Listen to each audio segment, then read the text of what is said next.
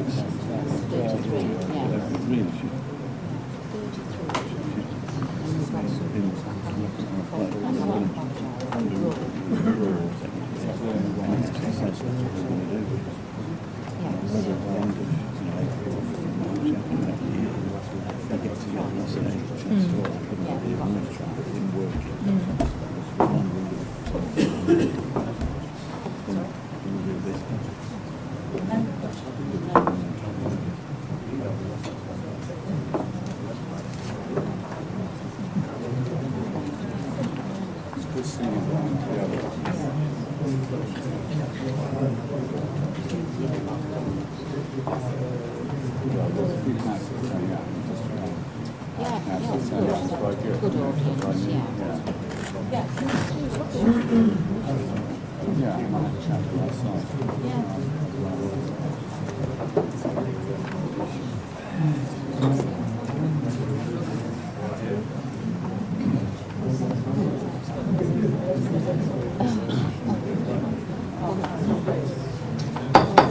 Okay, ladies and gentlemen, visitors, it's gone 6 o'clock. Welcome to Council for July. As you all know, ladies and gentlemen members, you are being videoed over to our left by Jim Fern over there. We have, there is another boundary meeting going on next door, but I don't think their discussions will intimidate us here. I don't believe, anyway. It is, as we all know, very hot, one of the hottest days in our country, and it could well be a long meeting, so I'd ask you to stick to our T's and C's, as it were, our rules of engagement as to the length of your speeches and contributions in some of the items, please. So if you can make it brief and to the point on some of your contributions, we'd be very grateful up here, and Sandra will be doing her best to be our timekeeper. Can I have apologies, please? Jackie. Yes, Chair. We've received apologies tonight from councillors Cruz, Hughes, McDonough, Salt and Wayne. Thank you very much. Okay, so we'll move straight on to public participation. We're thrilled to have three members of the public, three gentlemen in fact here today to make their comments. They all have 5 minutes at the desk over there to make their comments. And first of all, I'd like to, and it's great to see you, sir, and I'd like to ask up Mr. Frederick Burgess, local resident, to speak on item 14, the housing delivery test, to make a statement on the housing delivery action plan. Mr. Burgess, you have 5 minutes. You know the procedure? He's got 3 minutes. I beg your pardon, I've extended it. You've got 3 minutes.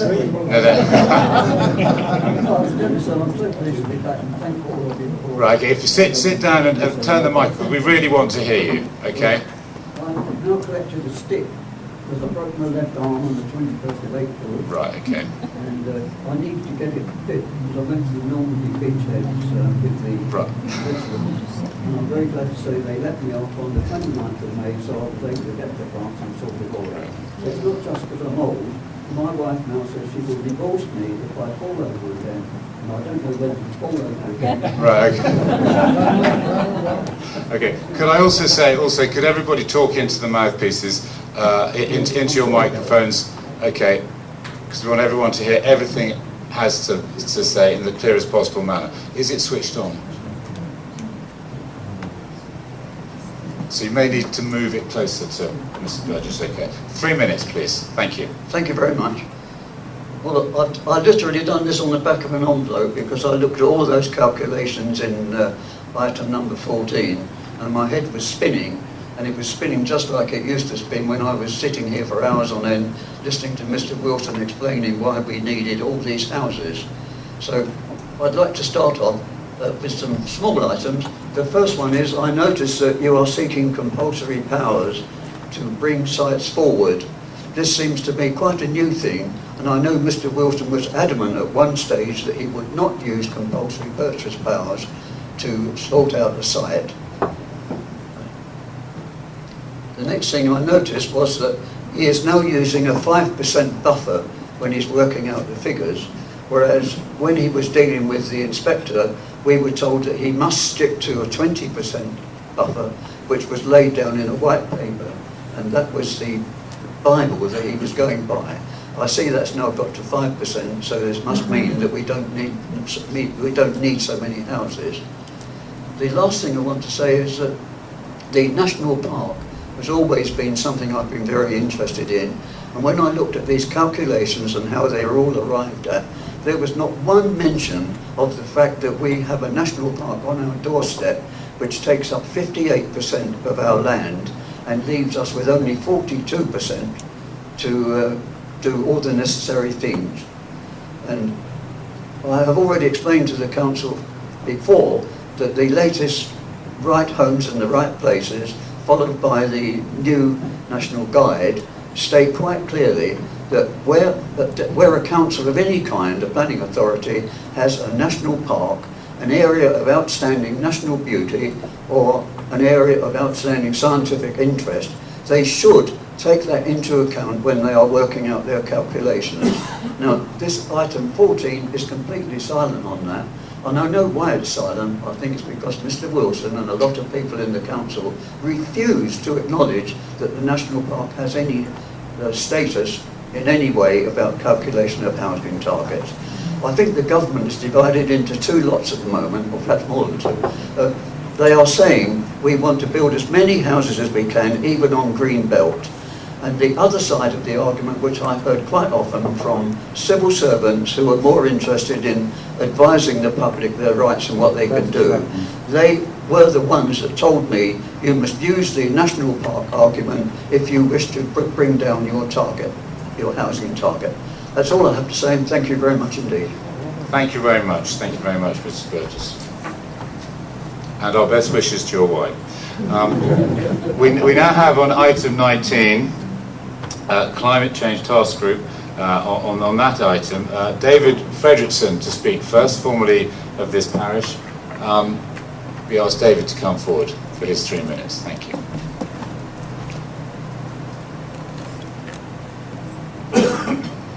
Thank you, Chair. I'm grateful for the opportunity to address Council, and also to Paul Wilson, with whom we've already been able to discuss our findings. I'm here to talk about anaerobic digestion, or AD, of Council collected food waste. A grant from Innovate UK enabled Yulgrave Community Land Trust to commission a business planning exercise carried out with Professor David Stiles of Bangor University for an AD project that would utilise all of Derbyshire Dale's collected food waste. Additional sources of trade food waste identified included a brewery, bakery, a planned supermarket and hotel, and the agricultural business centre, where the waste could be used to increase the financial return and save CO2. In brief, our study showed that such an AD scheme would be an economically viable alternative to the current composting regime. It would also bring the Council into line with current government guidelines which place AD above composting in DEFRA's waste hierarchy. Our study found a positive rate of return, producing a significant financial saving for waste collection and disposal, as high as 6% over 10 years and 10% over 20 years. Moreover, the financial return could be increased by the inclusion of other organic food waste, much of which, sadly, in Derbyshire, currently goes to landfill and to residual bins. The environmental benefits, which sadly do not yield any hard financial return under current government accounting rules, would mean a saving of 500 tonnes of CO2 per year. Total capital costs will be around 1.5 million, with net income of about 0.25 million per year after costs, which will be again to DDDC or to any other investor, and also for Derbyshire County, which currently picks up the Vital Earth charges. A call for tenders from companies that own existing AD plants would provide expertise and funds. Other sources of funding are available to the Council or its partners: D2N2, Green Investment Bank and Innovate UK for the modification of collection vehicles, non-plastic food bags and pre-processing of commercial food waste on the polluter pays principle. And, dare I say it, EU Horizon funding is still available until 2020. We would commend our findings to you, which we hope will support the work on your new climate change emergency policy. And we would welcome the chance to work with you as one of the partners with whom you want to collaborate. Adopting our proposal would be a significant step in fulfilling your pledge to make Derbyshire Dales carbon neutral by 2030. And of course we will gladly provide an executive summary of our report to any councillor who would like to read it. Thank you. Thank you very much. Spot on. Thank you very much. Spot on, David. Thank you very much. And we welcome your report. And thirdly, we have Mr. Peter Dobbs, local resident, to again make a statement on the annual status report on air quality issued by the District Council. Mr. Dobbs, you have 3 minutes. Thank you. Thank you, Chair, and thank you, councillors, for your attention. My comments and questions relate to the District Council's Air Quality Annual Status Report, which was released last week. This District Council have been monitoring levels of nitrogen oxides, usually abbreviated to NOx, for many years. This class of pollutant is produced by road vehicle exhaust and has been implicated in a variety of health conditions. It is an internationally recognised hazard, and there are recommended limits for the UK stemming from EU legislation. In October 2017, I suggested a new monitoring site in Ashbourne on Buxton Road, part of the A515 that threads its way through the town via roads that are often narrow and almost entirely residential. That tube has had its NOx levels recorded for the last 20 months. Last week, levels for that tube were placed in the public domain for the first time. For the 12 months of 2018, the average level for this tube was approximately 48 micrograms per cubic metre, and it peaked at 66 micrograms per cubic metre. These are appalling figures by any standard. For context, the air quality objective is 40, and the rural background for Derbyshire Dales is 7.5. In the whole of Derby City, which monitored NOx in 74 sites during 2017, there was only one location that had a figure significantly greater than the one for Buxton Road, and that was on the 4-lane A38 at Kingsway. There are some significant issues arising from this data. This District Council clearly does contain areas where air pollution poses a serious health threat now. And there are almost certainly several other locations where I would predict that NOx levels are likely to be high, but the Council has not started measuring anything there. My general question is, what are the Council proposing to do about this situation? To quote from a recent letter from DEFRA, it is a statutory requirement for local authorities to regularly review and assess air quality in their area and take action to improve air quality when objectives set out in regulation cannot be met. DEFRA expects local authorities to have identified all areas within their jurisdiction where air quality exceeds the objectives, or may do so in future. Where these areas have been identified, the local authority is obliged to declare them as an air quality management area and put in place an action plan to reduce emissions from key sources. So to ask a specific question, will Council be declaring an air quality management area for this locality in Ashbourne in the next few days? And if not, why not? Thank you. Thank you very much, Mr. Dobbs. Okay, thank you very much to all three speakers. We now move on to item 3, the approval of the minutes of the previous meetings. That's held on, I propose to move that on the 30th of May 2019. Do I have a seconder? Councillor Shirley. All those in favour, please show. Thank you very much. Interest. Are there any interest on the other items further on in the agenda? None have been tabled. Thank you very good. Good night. Good night. Thank you very much. None have been tabled. I have no further interest. None noted. Move on to leaders' announcements. Item 5. Councillor Purdy. Thank you, Chairman. Good evening, everyone. The Chief Executive and Councillor Solomson and myself attended the Local Government Association Conference at the beginning of July, when we heard speeches from the then Right Honourable Matt Hancock, Secretary of State for Health, and the then Right Honourable James Brokenshire, Secretary of State for Housing, Communities and Local Government. We know now they're not in those posts. But it gave us some insight into their brief. Another excellent speech was delivered by Mark Carney, the Governor of the Bank of England. He provided details on the state of the economy from a global to UK perspective and reminded the audience that we are the 5th largest economy in the world and that the bank was prepared to do whatever is necessary in the event of a no-deal Brexit. Between us, we visited many stands to learn of other authority experiences and bring those experiences back to this council, such matters as waste and recycling, housing, homelessness, dealing with plastic, the Armed Forces Covenant and much more. I recently attended the East Midlands Council in Nottingham when the main subject was a presentation by our Bellio Trains, who are due to take over the East Midlands franchise in August of this year.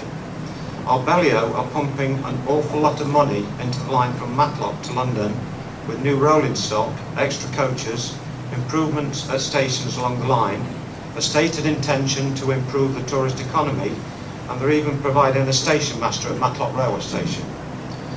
A meeting with Councillor Barry Lewis, leader of Derbyshire County Council, was held on Monday 22nd of July, just past at County Hall, when Paul, Tim Braun, Councillor Sue Hobson and myself met with Councillor Lewis and Chief Executive Mike Ashworth to discuss the subject of a permanent travel site. The County Council and this authority are now working closely together on this issue, and the subject matter of that work will form the basis of a report to the C&E Committee in October. I'm not prepared to go into any further detail at this stage, but suffice to say that we've now got a close working relationship with intention to secure a parent site. We have before you tonight a paper produced by Sandra Lamb to set out the policy in relation to the setting up of the working group. And I note what the speakers have said tonight about this, and I will be picking those points up raised with the officers. So that's a working group on our climate change initiative. Once ratified, the working group can set to work and deal with the issue from 2 paths I've laid down for the authority. To look inward and establish what more the authority can do to reduce its carbon footprint. 2, to look outward and be a guiding light authority to help our residents and businesses as to how they can reduce their carbon footprint. Those of us who have been councillors here for some time know full well that this authority has done much already towards this important subject. And I'm grateful to Tim Braun for setting out a reminder for us all as to what has been achieved thus far. And this is what Tim has to say. Following on from our meeting, and that's a close meeting that Councillor Chapman and Paul and Tim and I had on the working group, the officers have reflected on the work that's been undertaken thus far on the National Performance Framework, and that set out 4 key performance indicators. The organisation's carbon footprint, and we expect to be able to use our form performance as a way of benchmarking our progress, as we will be able to take account of improvements such as the PV array on this town hall roof, and to check out per capita emissions throughout the district, actions required to mitigate the effects of climate change and reducing fuel poverty. Tim says we have spoken to colleagues at Nottinghamshire and Derbyshire Local Authorities Partnership, acronym LAEP, and Derbyshire County Council's Climate Change Officer to start the formation of a Derbyshire officer network specifically in relation to climate change. Denise Ludlam, Derbyshire County Council, has offered to facilitate this. Tim has attended and passed the first Derbyshire Carbon Literacy course. We're now looking to run in-house carbon literacy courses for officers and potentially members, likely to be after the summer holidays. We're waiting for the publication of District Council carbon budgets by the Tyndall Centre and expected to be in the next few weeks, which should form an important starting point for us. And of course, we've set up the working group. Thank you, Chairman. Thank you very much. We move on to item 6, the Chairman's announcements in the civic sense. Councillor Morley. Thank you, Chair. May I ask your indulgence to present a short report later, because it's germane to another item on the agenda later on? Of course. Thank you. Right, thank you very much. Now we come on to a new agenda item at 7, maiden speeches, which we have discussed in this chamber in the previous 4-year term, and it's really to induct our new members. That it's not that bad in here. It actually can be quite fun, although it's terribly serious, of course. So I'd like to ask Councillor Stuart Lees to kick off with your 3 minutes for your maiden speech. Councillor Lees. Thank you. Chief Executive of Derbyshire Dales District Council, Paul Wilson. Derbyshire Dales District Council Leader Gary Purdy, Derbyshire Dales District Council Civic Chairman Tony Morley, Derbyshire Dales District Council Officers, Derbyshire Dales District Councillors, and the public of Derbyshire Dales. As introduced, my name is Stuart Lees and I'm a ward member for the Ashbourne North, having been elected in May. I have lived in Ashbourne since my early teenage years, having moved with my family from Bradbourne, which was near Ashbourne, and my school days were spent at Parwich before moving on to Ashbourne Secondary Modern School, which then went on to be the Queen Elizabeth School. On leaving school, I was very fortunate to get an apprenticeship in joining with a local Ashbourne firm. I gained my craft certificate and advanced craft in joinery, and then moved on to the technician courses for quite a few years after that. After about 10 years, the company which I worked for departed company, so myself and another one of the workers set up business on our own, and we remained in business as a partnership and a limited company for over 30 years, just ending it very recently. At one point we had up to 10 employees and up to 10 subcontractors, and this work took us all over the Derbyshire Dales, most of the years working within the Peak Park. My other work was being a retained firefighter with Derbyshire Fire and Rescue Service, for which I started in 1981 until 2011, serving 30 years. Again, this work took us all over Derbyshire and further. And I was also very fortunate within the fire service to go to the training college in Morton in the Marsh, for which firefighters from all over the world attend and are trained. Within the fire service, you had to make on-the-spot decisions, some of which were life-threatening or life-changing, and always having a plan B when in charge. Having to be on call to serve the public and other issues which occur within the emergency services. As we have a number of serving and ex-members within the council, they know what I mean. For example, our own families never knew where we were half of the time, or when we would be back, or what had we been to. Back in the 80s and 90s, before the working time restriction became, it was sometimes days away from home, not hours. As you are probably aware, this work involved many risks for which we all were aware of when joining, but it's not good when it all goes wrong. As one of my colleagues here tonight can probably tell you about it. I won't mention his name, but he's sat in front of me.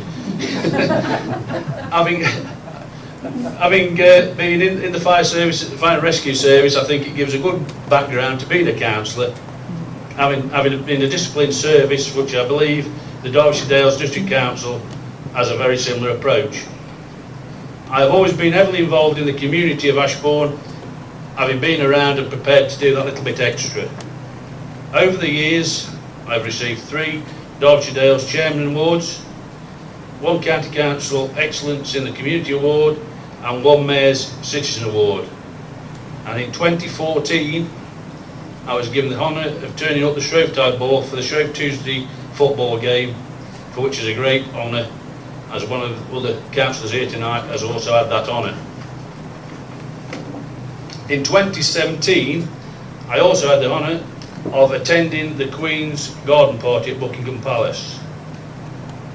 I'm still involved in quite a few things within the community of Ashbourne, one being the chairman of the Ashbourne Ex-Servicemen's Club and committee members of the Ashbourne Royal British Legion, the Ashbourne Royal Shrovetide Committee, the Ashbourne Defibrillator Group, for which we have now 9 within Ashbourne situated around the town, the Ashbourne and District Gardeners Club, and up into the last couple of years I was mainly responsible for all the bunting which we've given out to other villages around the Derbyshire Dales, for which we was putting up somewhere in the region of 8 miles of bunting. My other hobbies, which I have limited time for now, are gardening, which I grow flower and vegetables for showing both locally and at national level. My other hobby, the little time I do have, is that I have 3 vintage tractors and a vintage beach buggy, again which I take to shows given the time. Which is now coming up to my end of my 3 minutes, I believe, but I am happy. If anybody wants to ask me any questions afterwards, I will gladly answer them. Thank you. Okay. Thank you very much.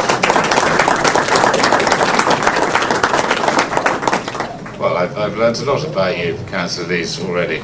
Not least that you were born in Bradman, which I know quite well as well. Wonderful church there if you're ever passing up. I spent some time there recently. Now we have Councillor Mark Wakeman from Bakewell. Councillor Wakeman. Also, I was elected in May as well. I'm passionate about Bakewell. I moved there 30 years ago when I used to work for a contract service to work for the council, where I nearly run my wife over on a little sweeper. Which I obviously later married her. I'm also a poppy appeal organiser for Bakewell and surrounding areas. I've had many, and my wife has had many awards from the town council in Bakewell. My wife has also collected a lot of money for Weston Park, where she had treatment there, which luckily she survived. And obviously I stood for the council to try and make an improvement, which hopefully we will do. Thank you. Thank you very much, Councillor Wing.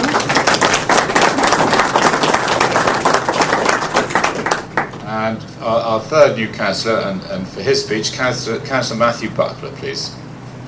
Hello, thanks again for the opportunity to speak, and you're going to find out that I'm far more one-dimensional than both of the other candidates. In 1860, John Tyndall warned that chemicals in the atmosphere, specifically water vapour, could change the climate. This was later revised over 100 years ago to include the impact of releasing other chemicals into the atmosphere, including methane, CFCs and CO2 released by human activities such as the burning of fossil fuels.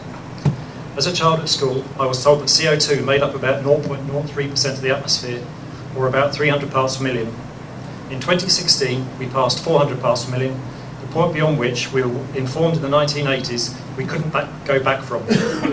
I have heard on the news that the current climate is the new normal. However, that is not the case. This situation will continue to get worse with every increase of concentration of CO2 in the atmosphere. A 2 degrees C increase will be bad, a 3 degrees C increase will be much, much worse, and a 4 degrees C increase change will be catastrophic. Billions of people around the world will die or be displaced, and our ways of life here at the Derbyshire Dales will be massively impacted. But we're not just in a climate emergency, we're in an ecological emergency too, which is closely linked.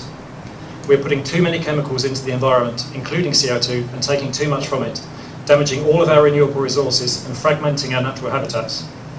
Green spaces and ecosystems are key to protecting our lives into the future. Our green infrastructure is what makes the Derbyshire Dales a great place to live, work and visit.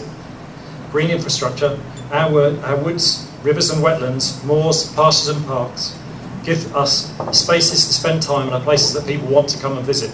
They store carbon in huge amounts, clean water and also hold it back, preventing flooding in our communities. Derbyshire Dales is a great place to live, work and visit. If we wanted to stay that way, we need to make decisions that protect the green infrastructure that makes it so, because changes are inevitably coming. We may be the last decision makers on climate change, because in 2023, the changes may be locked in and irreversible.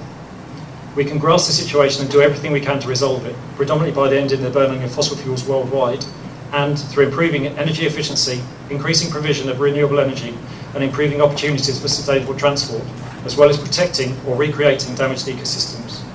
Or we can have change forced upon us, as people move in huge numbers inland to places less at risk, and more people die from food and water shortage across the world. I welcome the Climate Emergency Declaration which councillors voted unanimously in support of in May, and the formation of the Climate Change Working Group later in this meeting. I'm determined to do whatever I can to help us do whatever we can to make sure that Derbyshire Dales remains a great place to live, work and visit. Thank you very much. Thank you.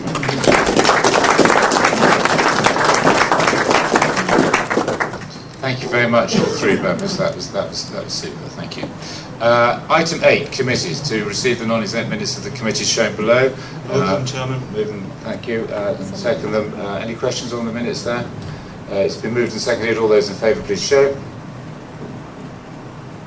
Thank you. Thank you very much. And now we move on to questions. Item. Is that right? Questions, item 9? Yeah, okay, questions. And the first question is, what would it is, 8 or 9? The first question is for Councillor Claire Gamble to Councillor Purdy. We'll take it as read and ask Councillor Purdy to give his response, please. Councillor Purdy. Thank you, Chairman. Well, thank you, Councillor Gamble, for your question. Strictly speaking, the District Council's local plan applies only to the Derbyshire Dales local planning area. But nevertheless, the issue of the public conveniences at Monsled is an important one for the Council, which is why so much time and effort has been put into trying to negotiate a deal that would enable them to pass into alternative ownership and remain open. We are aware that considerable time has been spent on this issue and that so far it has not been possible to agree a deal that is acceptable to both parties. The default position in these circumstances was agreed at the Council meeting held on the 30th of April last year that the property should be placed on the open market for freehold sale at public auction.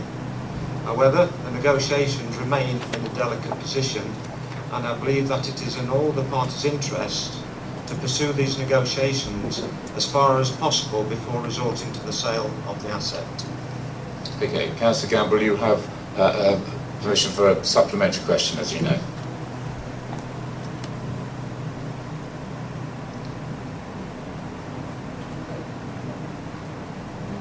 Is yours dud? Sorry, mine's good. Yeah.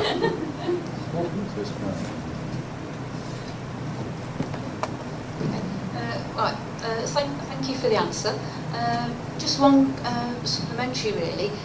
When this deal hopefully will arise, will it put on a legal obligation to provide toilet facilities in perpetuity accessible to the public, and will that cover the eventuality of the building being knocked down and rebuilt? Councillor Purdy. Thank you. I regret I cannot answer that at the moment. I need to talk to our surveyor, who unfortunately is off sick at the moment, but I assure you that as soon as he returns to duty I will pick that point up and return to you.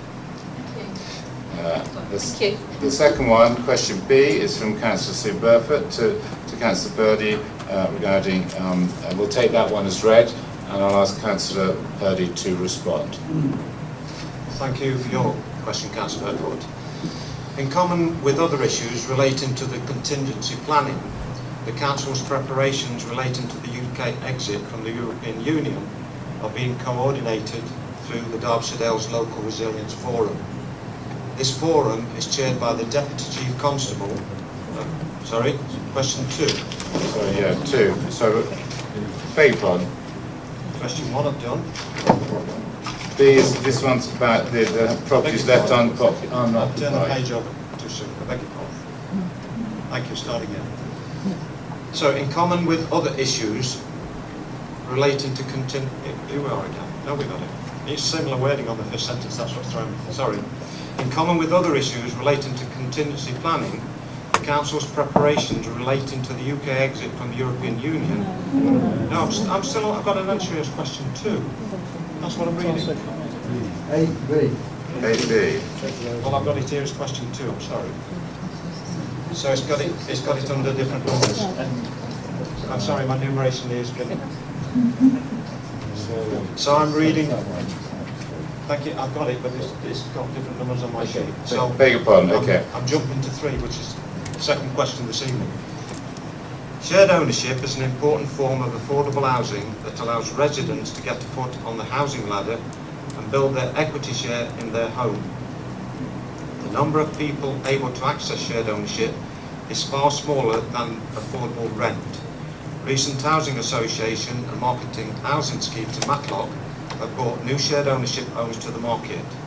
In relation to the housing association-led scheme on the former golf club site, 19 shared ownership properties were built, 11 of these have completed sales, 1 more is reserved, and 7 are unsold. On the developer-led Thornbury site, all 6 of the shared ownership units have sold, though the handover of the homes to the housing association was delayed while the developer completed various planning conditions. The District Council's housing team is working with Waterloo and Nottingham Community Housing Association to support advertising of the homes and promotion locally. Converting shared ownership properties to rent and exploring other options is a matter for the housing associations concerned. More grant or their own capital would be needed to change the finance of the scheme, and due regard must be given to owners who have already bought a home and are expecting their neighbouring property to be sold rather than rented. Officers from the housing team will continue to work with housing associations and support them going forward so that all the remaining empty homes can be occupied. Councillor Sue Burford, you have a supplementary.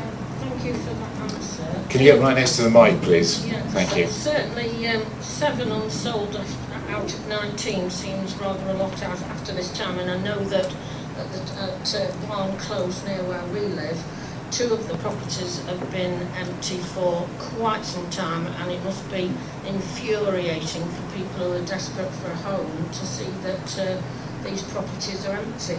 But I wonder whether Councillor Purdy would agree with me that I think part of the problem with the shared ownership, and I applaud getting people onto the housing ladder, but I suspect that some of the valuations on these properties are grossly inflated. Certainly the houses at the top of our road, which are quite small, 3 bedrooms, and if you work out the part by part rent, £240,000, you can certainly buy a 3-bedroom house on our estate for much less than that. And I think that's one of the problems, is that the costs are prohibitive, and I wonder whether, first of all, does Councillor Purdy agree with that, and would he be prepared to talk to Waterloo Housing to try to find out why they are so expensive? Okay, so that's the question. Okay, Councillor Purdy, thank you. I'm prepared to talk to Waterloo Housing, but I don't think I can affect the price of property in this country. Okay, thank you very much. So now we move to the third one, which is from Councillor Martin Burford to Councillor Purdy, and this one's about the streetscape maintenance in Matlock Town Centre. This one I've got down here, C. Yeah. So the streetscape maintenance, I'll take that as read. Okay, thank you. The leadership of the council is aware of the initial delay in starting the weed spraying this year, but this work is now taking place 10 to 11. Sorry. Okay, microphone. Sorry. The leadership of the council is aware of the initial delay in starting the weed spraying this year, but this work is now taking place over the 10th and 11th of July. The spraying of the weeds is shortly followed by the removal of weeds and debris, which we are currently in the process of doing. This approach is no different to previous years. Our Clean and Green team visit the town centre on Mondays and Fridays, as they have done for the last 5 years. The team are equipped with a mechanical road and channel sweeper, mechanical footpath sweeper, and a hand crew are responsible for sweeping, litter picking and general cleaning duties. Members may not agree with the level of service previously approved by members in 2014, and this is something I'm currently discussing with officers, but to say there is obvious neglect is incorrect. In the last month we received a total of only 1 complaint that relates to the points raised in Councillor Barefoot's question. Although we would prefer to not receive any complaints given the high number of visitors to the area and the high level of civic pride our residents and businesses have, I think we need to keep it in context.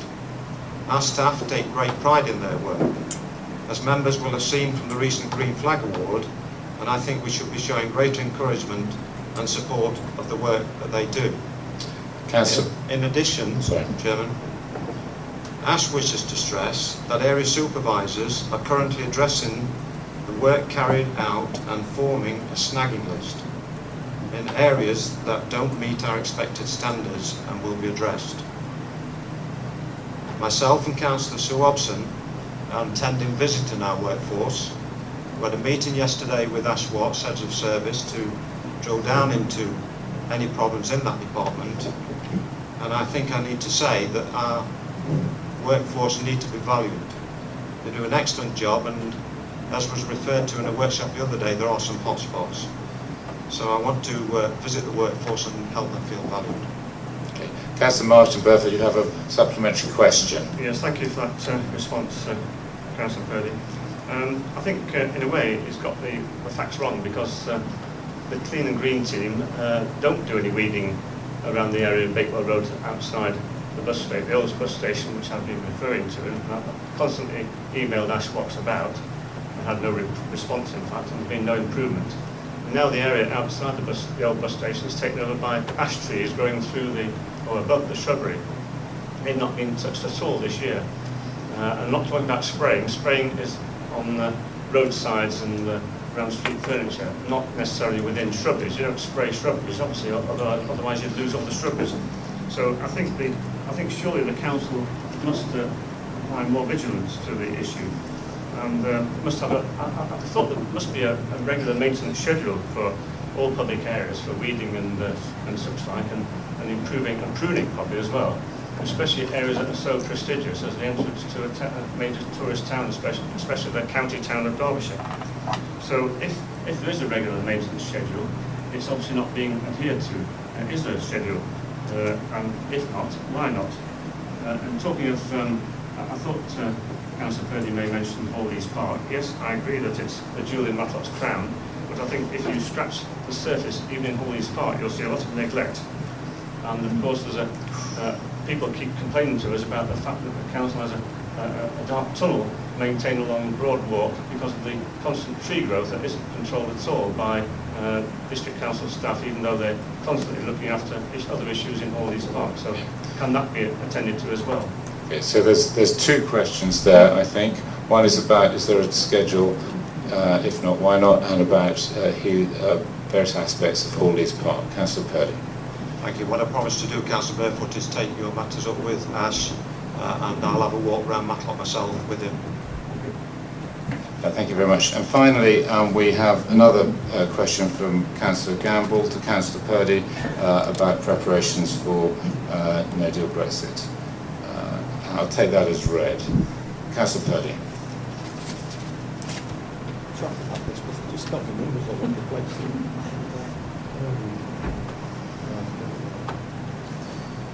In common with other issues relating to contingency planning, Council's preparations relating to the UK exit from the European Union are being coordinated through the Derbyshire Local Resilience Forum. This forum is chaired by the Deputy Chief Constable of Derbyshire Constabulary and facilitated by Derbyshire County Council's Emergency Planning Team. Under the terms of the Council's Business Continuity Plan, officers have been involved in the planning, training and exercising that has been coordinated through the LRF. In addition to its own preparations, the Council has helped to promote government guidance to businesses on preparing for EU exit through its website. Sorry, is that my supplementary? Yeah, so your supplementary, Thank please, you. Councillor Gamble. Thank you for that. Really then, what I would like to ask again is more specifically about actually this council and actually whether we've identified any sources of funding, either directly or indirectly, that will affect any sort of programmes here that come from EU funding, therefore identifying potential shortfalls in funding at this council. And particularly in light with what we were told yesterday at the waste management meeting, where we apparently don't have the capability to actually assess the cost of collecting refuse. Do we have staff with the capability to actually assess, look at this funding and look at whether we do have funding that comes from the EU? Okay, Councillor Purdy. Thank you. I'm afraid I can't give you an answer there. That's state secret. We're advised that disclosure of specific plans around the subject of EU exit may undermine the effective conduct of public affairs, and therefore no details of any such plans, should they exist, may be disclosed. Thank you very much. We'll move on now to item 10, and this is the External Auditor's completion report for the year ended 31st of March. So I'd just like Martin Ash to introduce our visitor. Oh, Gavin. Yeah. There you go. Gavin from Mazars. Thank you. My name's Gavin Barker, and I'm a director with Mazars, who are your new external auditors. This is the first year that we've been your external auditors. I'm very pleased to be here this evening to present our audit completion report prior to you receiving the financial statements and approving the financial statements this evening. I'm going to go briefly through the report, so if people are following it, I'm going to start at the executive summary on page 3 of our report. But the first point I wanted to make was really a word of thanks to officers. Karen and Mark are here. It's a really challenging job that your officers have to pull together the financial statements in the timescales that are required. This is the second year where it's been a statutory requirement to produce the financial statements within 2 months of the financial year end. And if you've had much of a chance to read through the financial statements, you'll realise that they're really quite a complex technical document. And there's an awful lot of work goes into their production. And what's really good for auditors is when officers are really good at doing that job and produce a good quality set of financial statements. And that is the case here at Derbyshire Dales District Council. So we feel as though we received a very good set of financial statements. We also feel that the working papers underpinning those financial statements and the supporting information for those statements were of good quality, and we were able to work very effectively with your officers in terms of carrying out the work that we're required to carry out to complete the audit. So I just wanted to recognise that by way of context from the outset. So on page 3 we summarise where we are in terms, we're about to sign, we won't actually sign off this evening, the council will hopefully approve the financial statements this evening. I've got to make sure every I is dotted and every T crossed on our audit file before I actually sign for the firm. So we'll be aiming to do that Monday or Tuesday next week. We'll be in a position to do that. But what we are anticipating is that we will issue an unqualified opinion on the financial statements, and we're also going to issue a unqualified value for money conclusion. And I'll say a little bit more about both those areas as we go through this brief presentation. Your financial information also feeds into national accounts, which are called the whole of government accounts, which are produced on a national basis and audited by the National Audit Office. We're required to make a return saying that we've completed the audit and identifying the issues that we've identified as part of the audit. We expect to be able to do that at the same time that we give our opinion on the financial statements and our value for money conclusion, so early next week. And the final thing to mention on that sort of first executive summary page is the wider powers that local electors have to question the auditor or even raise objections about the accounts. I just want to clarify that during the audit we didn't receive any questions or any objections from local electors. Just going to move now to page 5 of our report, which talks about the significant findings from our audit work. We produced an audit strategy memorandum, our audit plan, and that was presented back in February to the Governance and Resources Committee. As part of that process we identified what we call significant audit risks. What I'd like to emphasise is when we're talking about significant risks in this context, it's not that we suspect any problems with the council's accounts, it's just we're required to be professionally sceptical, and we identify these areas as areas of focus for the audit, and I'll just explain briefly each of those areas and our findings. So the first significant risk, and this is a risk that all auditors consider on all audits, is the management override of controls. And that's the risk that whatever arrangements you have in place within any organisation in terms of the internal controls and checks and balances, the kind of things that are reviewed in detail by your own internal audit function, however good they may be, management is in a unique position where it could, should it choose to, override those controls. So we carry out specific audit testing to ensure that that isn't the case. And as you would expect, we've carried out that work here and we haven't found any evidence of management override of controls. The next two significant risks that we identified as part of our audit planning process are significant risks for similar reasons. So it's the valuations of property, plant and equipment that are reflected in your financial statements, the valuation of your fixed assets, and also the defined pension benefit liabilities which are reflected in your financial statements. We identify those as significant risks because they're very large numbers in your financial statements, so there's a focus on them because of that reason. You also use internal and external experts, so you'll have a valuer, you'll also have an actuary that you use, And there's also a lot of judgment involved in the figures that are reflected in the statements in those two areas, and a lot of assumptions, and some of the assumptions can have a significant impact on the disclosures that you make. So for those reasons, we do quite a lot of audit work in those two areas. On property, plant and equipment, I'm very pleased to say that we didn't identify any issues that need to be brought to your attention. On pensions, there was actually this year quite a significant issue. It wasn't specific to this authority, it was a national issue that impacted upon all our local authority clients, in fact all local authorities in the country, all police bodies, all fire bodies, which are all organisations that we at Mazars are involved in the audit of. And that was around a legal case it's called the McLeod judgment. It's summarised as the McLeod judgment. And government was intending to appeal that judgment. So a lot of organisations reflected in their financial statements a contingent liability in respect of the McLeod judgment.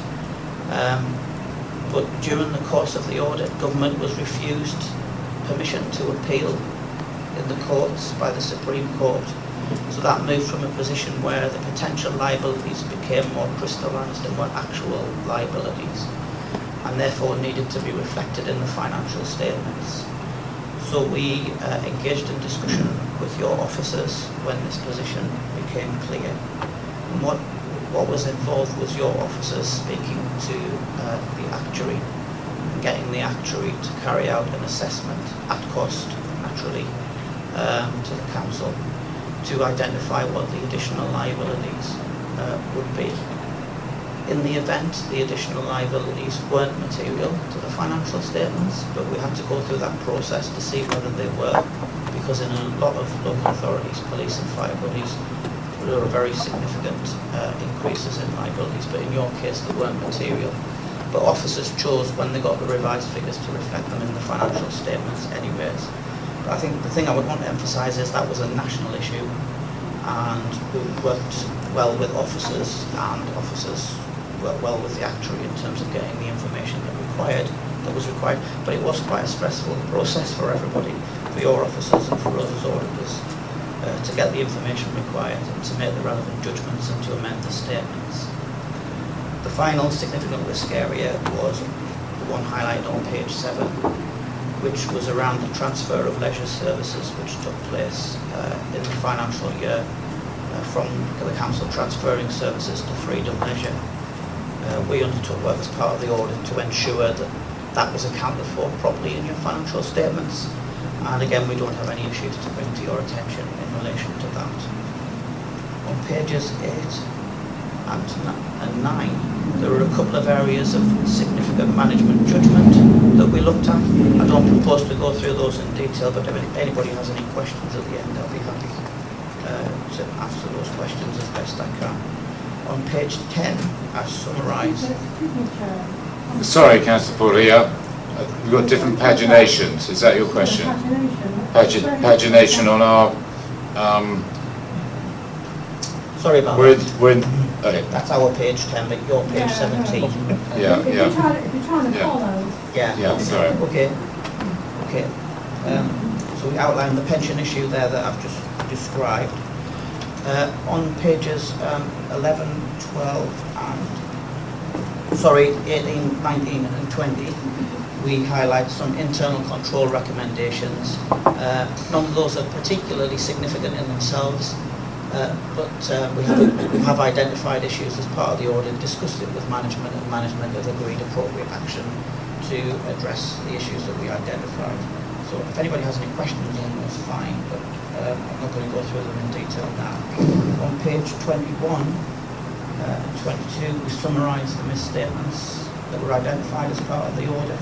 Just like to clarify, all of these adjustments have been made in the financial statements that you received this evening, so the financial statements reflect the adjustments identified as part of the audit. None of the misstatements were material, but there were certain issues and clarifications that have been reflected in the statements. So that concludes the comments on the opinion on the financial statements. The next area I want to talk about is the value for money conclusion, which is something that's unique to public sector auditors when we sort of report on the financial statements and the value for money conclusion. We are required to form a conclusion on whether the council, not whether the council provides value for money, but whether the council has proper arrangements in place. So it's a review of arrangements for securing economy, efficiency and effectiveness in its use of resources. And the criteria that we work to, which are set by the National Audit Office, we look at the council's approach to making informed decision making, sustainable resource deployment and working with partners and other third parties. And we can see that under all of those criteria there are good examples of the council having arrangements in place in those areas. We did identify as part of our audit planning a significant value for money risk around the delivery of budgets. As members will probably appreciate, this is an important area of focus for auditors carrying out the value for money conclusion work because of the long period of public sector austerity that the council and other public sector bodies have gone through. So again, this was an area of focus for the audit, but we concluded that the council has appropriate arrangements in place. There are challenges for the council in terms of balancing its books over the medium term. There are other challenges for the council in that it can't really take a medium-term view when there is still so much uncertainty around things that need to be set by government in terms of the comprehensive spending review, the fair funding review, and also the approach that's going to be taken to business rates in the future. But the council is making best use of the information that it does have until those things feed through and become clear. And our view is that the council does have proper arrangements in place for that, but it is clearly an area that the council needs to keep an eye on in terms of containing its costs. So that concludes the comments on the value for money conclusion.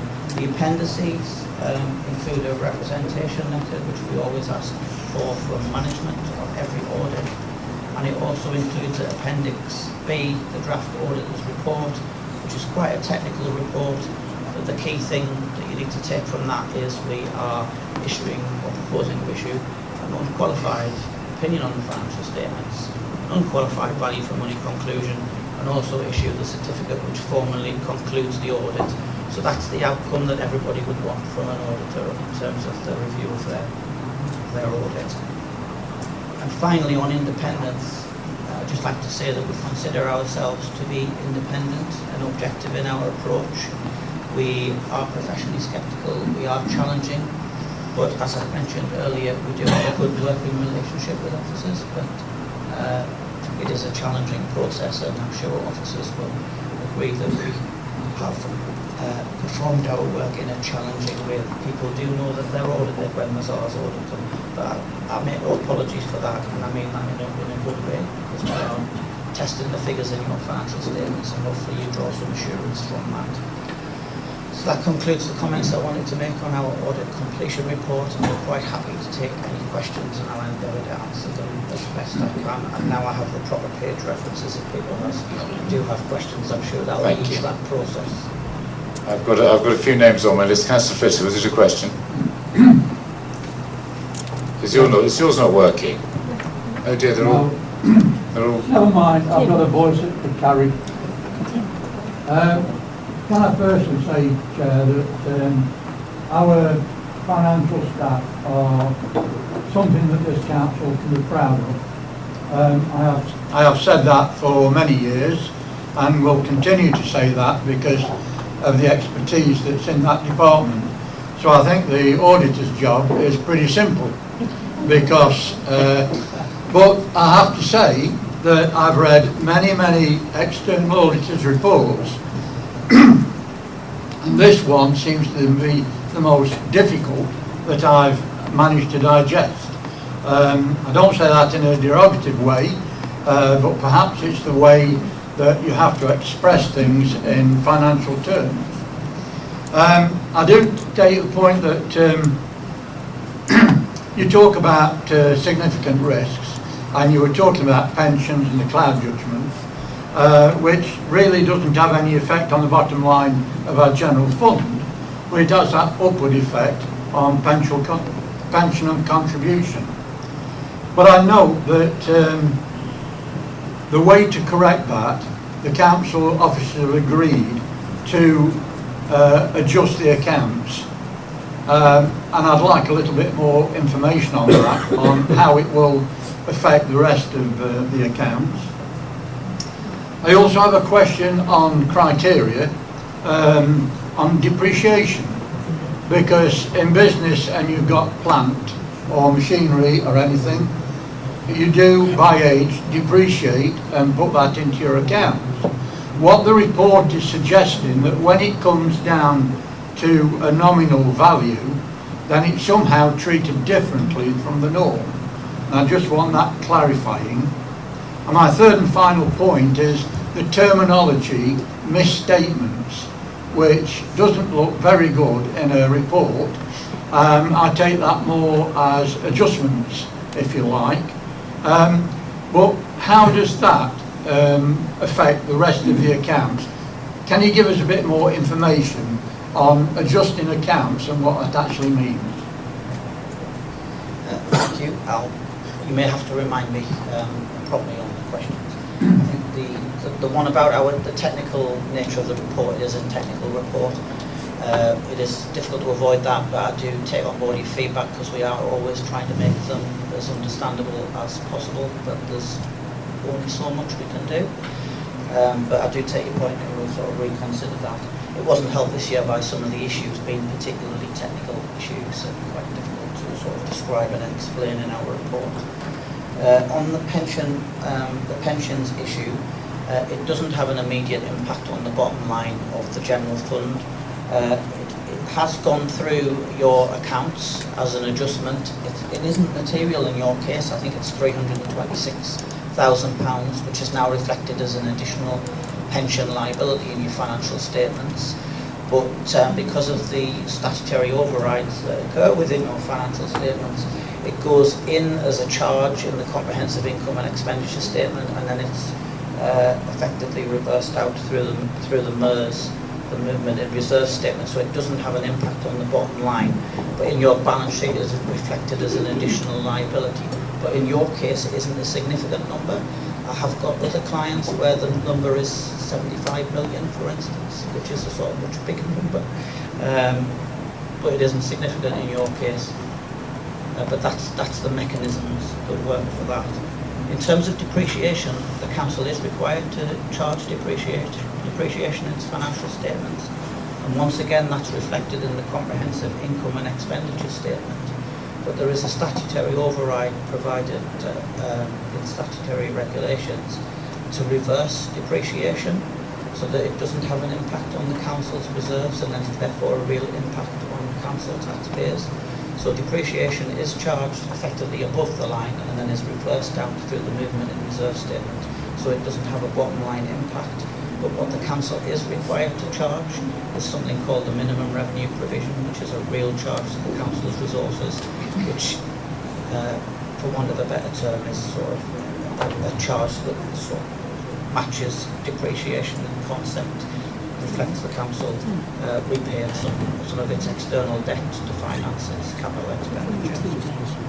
They're the first two questions. You might just remind me.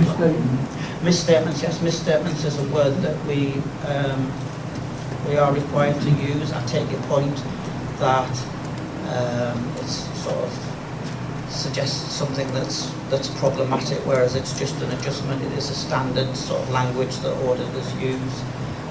We do try and reflect in the comments, and certainly in the presentation I've reflected the technical nature of the adjustments that have been made in the financial statements, but we do call them misstatements. That's sort of reflected in auditing standards. Okay, thank you. I've got Councillor Pawley. Did you want to? Was it a question? Okay. Yeah. First of all, I would like to say when I first joined this council, I would never have thought that financial papers I would find interesting and intriguing, but I do.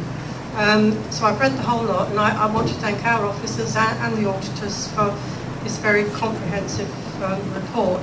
However, reading it, I did come across one statement which is a little bit concerning, and I don't want to put the question to either of you. I'd like to put this to the leader, if that's possible, Chair, for a reply in writing at a later time. I think if you make the comment and then So we'll get back to you. What I want to say is, what are we doing to make sure that all members fulfil their obligations in respect of completing a declaration of interests? All right, that might be for more. All right. Karen, could you answer that now? Would that be possible? As part of completing the accounts, we do go through a process where we send a form to each councillor and ask them to complete that. We call it the related party declaration. Unfortunately, most years some members don't send them back. This year, I think there were around 4 or 5 that didn't, and we chased them several times. We gave up with emails towards the end this time, and I even took paper copies of the forms to some councils to get the last few, but there's always a few that remain. So it would be really good if all members next April time, when we ask, could send back the forms. Okay, thank you very much. So, Councillor Mike Ratcliffe. Right, thank you, Chair. I hope I can be seen and heard through this phalanx of fans before me, which is not making my hearing any better this evening, I have to say, although I do appreciate they're very necessary in a room with this temperature. I don't know if this is the first report that we've received from Mazars since their appointment of our auditors, but I do thank you for it. I found the report very well presented and has a very clear narrative, which I felt was essentially saying this council offers value for money and we have a well-managed financial management in place. However, that doesn't, for me, discount the fact that this is an authority, I think, still with short-term financial stress, as it were. And I wondered if you would care to comment on our level, if you like, of insecurity, given the fact that clearly we have spending reductions to continue to face and other factors coming in which are not necessarily of our control. That's one question. My second one, if I may, is about the detail within paragraph 1.2 about the net reduction in unusable reserves, which I believe essentially are our tangible physical assets, and how this reduction, in a sense, has come about. I know that from time to time we make sale of small plots of land or unusable buildings, or indeed there's a revaluation of vehicles. But I wondered again if you would just care to comment, to give me some idea of the detail that's brought this about. I realise, of course, it has no impact on the general fund balance, and we are still in a very good position should we wish to make any borrowings. Would you like to answer? Thank you for the questions. I think all of the organisations that I work with are facing financial pressures, and it's about degrees, and in some places it's more pressure than others. I think here the financial position, you still have things to do, you've got to identify savings and deliver those savings, but I think it's a manageable position. It's difficult circumstances, you don't know what the medium-term position from government is. There are things that you'll want to do as well as cutting resources, there's things you'll want to invest in. So a series of difficult decisions faces the council, but I think it's manageable in this case. And it's not manageable with all of the clients that I work with. And this leads to much more serious conversations with some other clients that are. But that's not to sort of understate the importance of you addressing what you need to address. So we're in a difficult period. We're not sure whether, we were told that austerity was over. we're waiting for the comprehensive spending. I mean, I think of the comprehensive spending review as the size of the pot, because the pot needs to be bigger to really help. Whereas the fair funding review, I see that as the way it's divvied out between organisations, but it's only going to really help if the pot's bigger. So we need to wait and see what happens in that regard. But I think the position of this council is manageable. That's my sort of professional view. Your question about unusable reserves, I think. I don't think that's something referred to in our report, but unusable reserves are really quite a technical thing. The important reserves to think about are really the usable ones, because those are the ones that are at your disposal to invest. So sort of that's the kind of real sort of cashback reserves that you have at your disposal. Whereas the unusable reserves are really impacted by a number of technical things in the accounting statements. It's really quite difficult to make sense of them. Okay. Thank you very much. Councillor Sibrel, if you'd like to. Thank you, Chair. Yes. Well, upon listening to the report given out very nicely by Mazar and saying it's their first time, I would definitely like to say thank you very much to the auditors themselves, and mainly to our staff, Karen, who do a lot of work, and as one of the colleagues has said across the way, it seems as though a lot of the hard work was done before they came in. Yes, there are a lot of technical terms, as you will all know. Me taking on the chairman of this governance and resources, it's an eye-opener, and a lot of these technical terms are difficult to understand. When you keep saying unqualified, you were saying about words that are there. Well, unqualified to me means that you haven't got a gain of anything, whereas to this meaning it means we have got a gain of something. So, you know, it's a bit backward coming forward on some of the terminological situations. But overall, with everything that's in the report, and as we've all said, it is very full and thorough, I'd like to move that we take note the proposal of the report to accept it. Councillor Chapman. I'll second that, Chair. Thank you very much.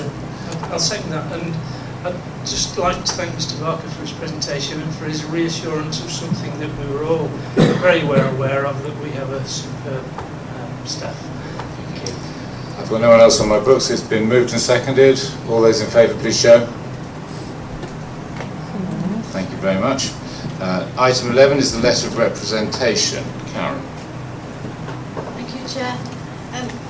So the letter of representation provides the external auditor with some evidence that those charged with governance acknowledge their responsibility for the accounts. So that's why I'm asking you to endorse it. And the letter of representation itself sets out my responsibilities and states that, in my view, the statement of accounts represent a true and fair presentation of the council's financial situation. So I haven't really got anything more to add to the report, but happy to take any questions. Councillor Purdy. Happy to move the report. Thank you, Chairman. Councillor Hobson. I'm happy to second the report. Okay. Councillor Ratcliffe, sorry. No questions, Chair, but I'm going to move it. Oh, right, I beg your pardon. I'll make a comment. Please make a comment, yeah. And I'm not being entirely facetious either when I say that I'm always slightly reticent or dubious about signing or putting my name to papers or letters for fear what they may entail. I take it that all members individually will sign this letter. As I say, I wasn't sure if it was going to commit me to another 4 years of council service reading audit reports, which I'm entirely prepared to do. So, as I say, I will support it and move that we accept it. Okay, it's been moved and seconded. All those in favour, please show. Thank you very much. And we now come to the statement of accounts. Mark. Thank you, Chair. But this is the actual adopting and signing of the statement of accounts as the financial record for the council that we've just been talking about. Now that everybody's heard the report from our auditors and had the opportunity to question him. I'm quite happy to take any specific questions on the statement of accounts either now or at a later date, but the recommendation is that we now adopt these as our accounts for 18-19. Councillor Flitter. Yes, Chair, two simple questions on this. I mean, we'll look at capital spending in the revised budgets that were increased March 2019.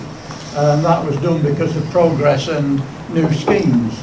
But by the end of that financial year, there's a shortfall, and that's on the principal schemes listed within the report.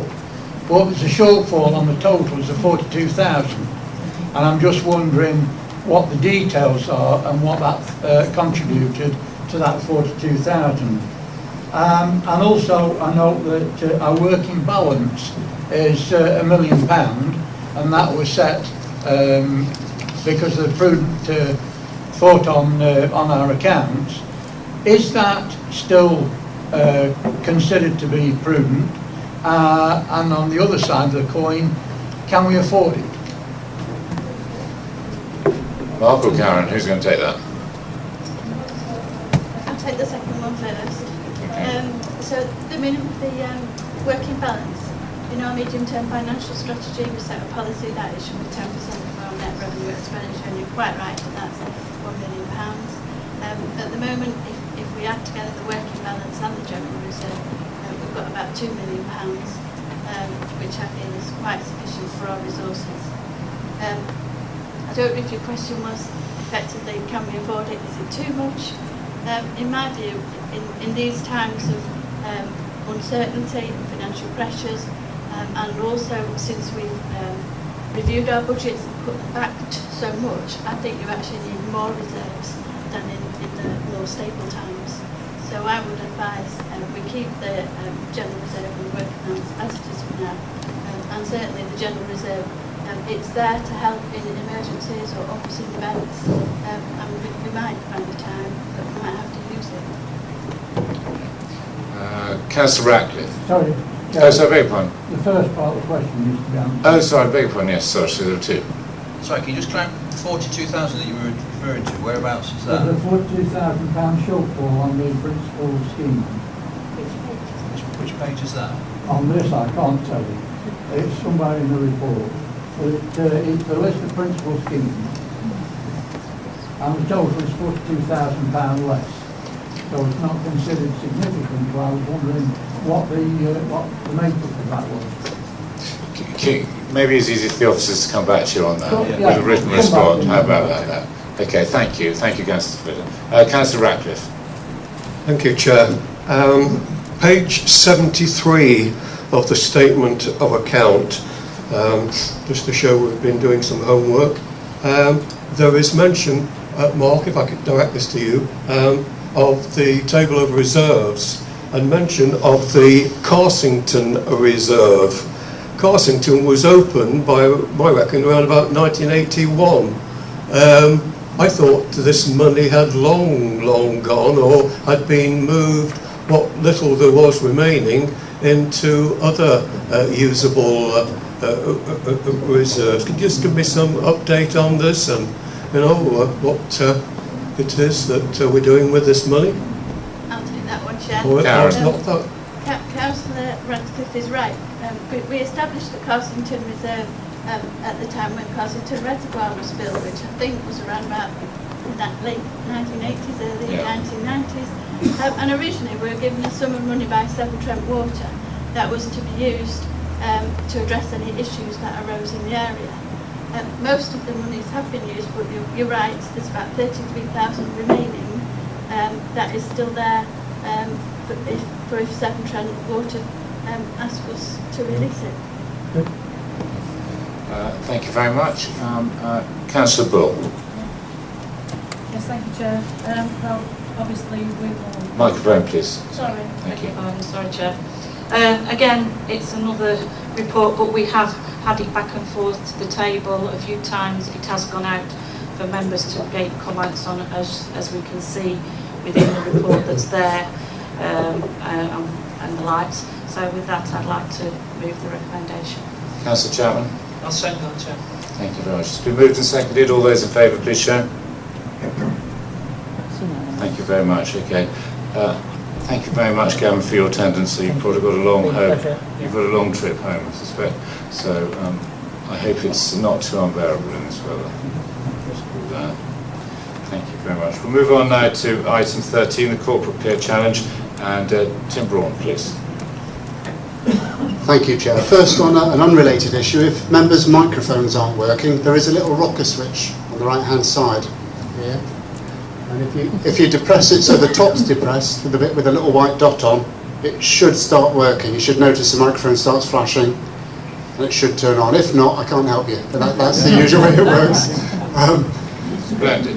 Anyway, the Corporate Peer Challenge is actually less interesting than that. The Corporate Peer Challenge, the report explains what a Corporate Peer Challenge is all about. It's an offer from the Local Government Association for a team of members and officers from other councils to come in and have a look at how we do things and help us to improve our offer. It's not an inspection, we're not under judgment. It's actually a very useful tool that we've made use of before, last time in 2013. What the report does is explain a little bit about that process, a little bit about how it's done, and makes 2 recommendations: that we agree to participate in the challenge, and that authorities delegated to the Chief Executive to agree a programme of activity when the peers are on site. Officers have already started that contact. We've been in touch with the LGA. We've got a peer challenge manager, but we're talking to him. We've had some peers suggested to us, and we've started to draft a position statement, which is the basic document that we will put together for the peers to have a look at and form some questions about us. Hopefully members will agree that it's a good idea. We'll go forward on that basis. Councillor Peter Slack. Thank you, Chair. Yes, I agree with Tim. It's a very good peer challenge. It's very good. It's been brought a lot of useful information to the council, and it's there for us to take, and we're taking it. And I'd like to move the recommendation. Councillor Purdy. Well, I just want to say, Chairman, that I think this is a golden opportunity to show how good this authority is. We've never been fearful of these challenges before, and when we've gone through them, we've come out good the other side. I think when you talk to our officers, as we spoke to Ash Watts yesterday, and he goes to other authorities, and he comes back and he's quite proud of this authority. So I think it's good to have an examination. We're not obliged to do it, but I think it's a really good exercise, and I look forward to the content of the outcome. Thank you. Councillor Flisser. Yeah, I wasn't going to say much on this, Chair, but just taking on board what Councillor Purdy just remarked on. But the critical friends, I've had experience of them before, and they can be very useful if they understand the local needs and the local setup of the area. And I have found in the past that that's not always been the case. So our greatness, if you like, on this authority is going to be managed by, hopefully, the right people. Councillor Atkin. Thank you, Chair. Yes, just recently was up the road at County Hall have done a corporate peer challenge, and very good. It has been to our authority up the road, and hopefully it'll bring some good news for us as well, and hopefully, and so I commend the report. Okay. Councillor Finesse, you seconding? Thank you. seconding? I second. Yeah. Okay. Yes, I'm happy to second this. It's been 6 years since we last did one. We're supposed to do them every 4 to 5 years, so we're a bit late. Better late than never. We're told it's a tool for improvement rather than just a test. But even if it's a test, it'll be very interesting what the results come out as. It's taking place for 3 days in October, and the 5 core components of it are all about leadership, financial planning, governance and delivery, and I'm sure we'll compare very well on these, so very happy to second it. Thank you. Councillor Wakeman? I was only going to second it. All right, thank you very much. Okay, big one. Councillor Ratcliffe? Thank you, Chair. I'd just like to address a very straightforward question to the leader of the council, if I may. I just wonder if you feel that there is an opportunity here with this peer challenge to tie it in with the work that we will be doing and is going to be done on the electoral boundary boundaries that we just had the lecture review. Do you want to comment there, Councillor Purdy? A good question. I'll think about that and come back to you. Thank you, Councillor. Okay. I'll take some advice on that and come back to you. Yeah. Good question. Thank you. Thank you very much. That's been moved and seconded. All those in favour, please show. Thank you very much. We now move on to item 14, the housing delivery test item. I'd like Steve Capes to introduce the item, please. Steve. Chairman, thank you very much. The housing delivery test before you is something that's set by the government. It's an annual measure of housing delivery for a local authority, and it measures as a percentage the net homes. Hold on 1 second. Yours is squeaking a bit. Very good. An alternative one that doesn't squeak. How's that one?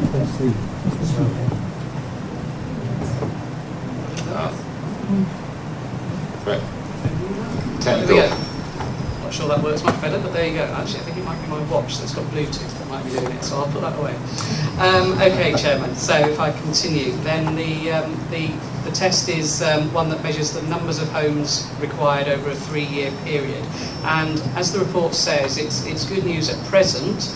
We have passed the first test. As you'll see, we passed on appeal, but we did pass the first test. We scored 104%, 100% being the level to pass. However, we are recommending we produce an informal action plan on housing delivery. If you fail, you have to produce a formal one. We're recommending an informal one, and the reasons why are as follows. And members will be very familiar with how much importance the government places on housing delivery. They've set a national target for delivery, and they're very keen that local authorities should meet their own targets for delivery. There is a national planning policy framework. That's something that we have to adhere to. And within that, there is a housing delivery test. One of the key terms that existing members, and I'm sure some new members will be very familiar with, is the requirement to be able to demonstrate a 5-year supply of housing land. And why it's key is that unless a local authority can evidence a clearly demonstrable 5-year supply of housing land, then what is termed a presumption in favour of development comes into place. And essentially, what that would mean is if that presumption comes into place, any development goes anywhere. So it's not just development that's in line with our local plan sites and our local plan policies. Unless there is an overwhelming reason, then any development of any kind, anywhere, except in the national park, can then take place. So that's why it's very important for us as a district council that we do deliver the housing that's set out in the local plan.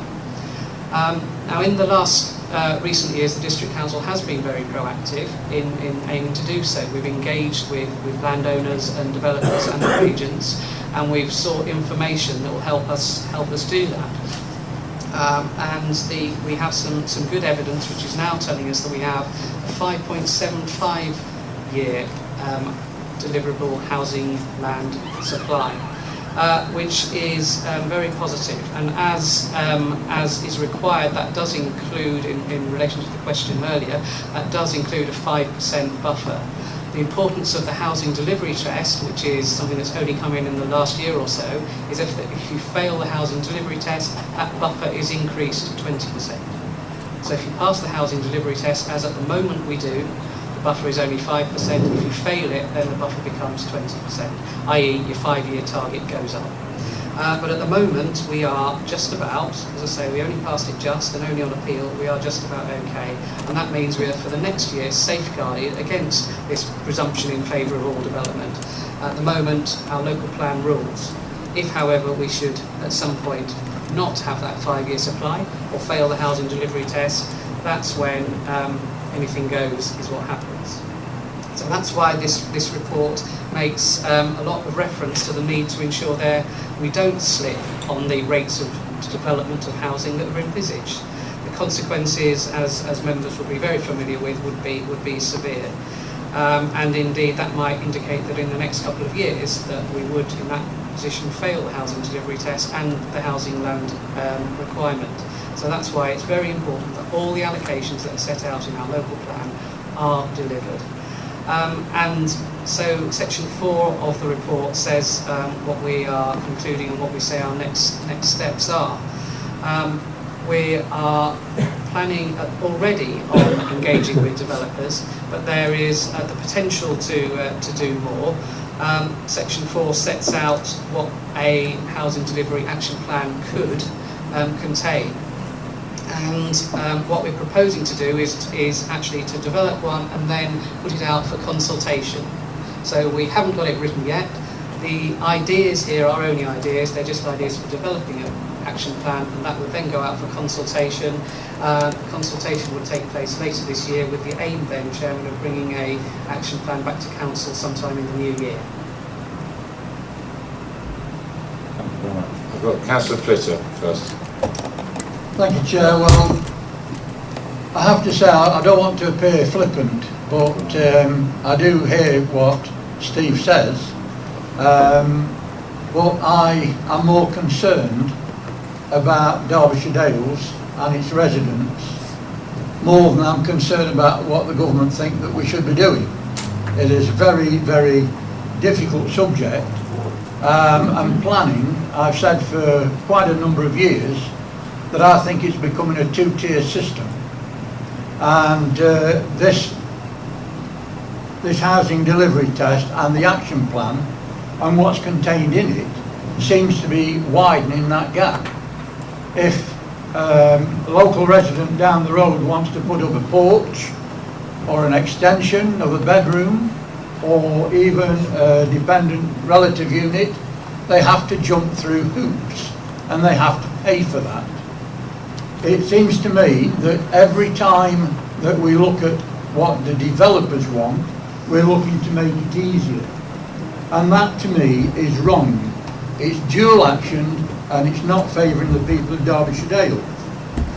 In fact, I'm in favour of the principle of having a housing action plan, but I'm horrified, literally horrified, to see that we could be putting more sites on tap for developers throughout this period that haven't been previously considered, and to consider an application fee reduction or a free application fee for developers is totally abhorrent to people who have to pay, out of their own purse to get advice on placing a planning application.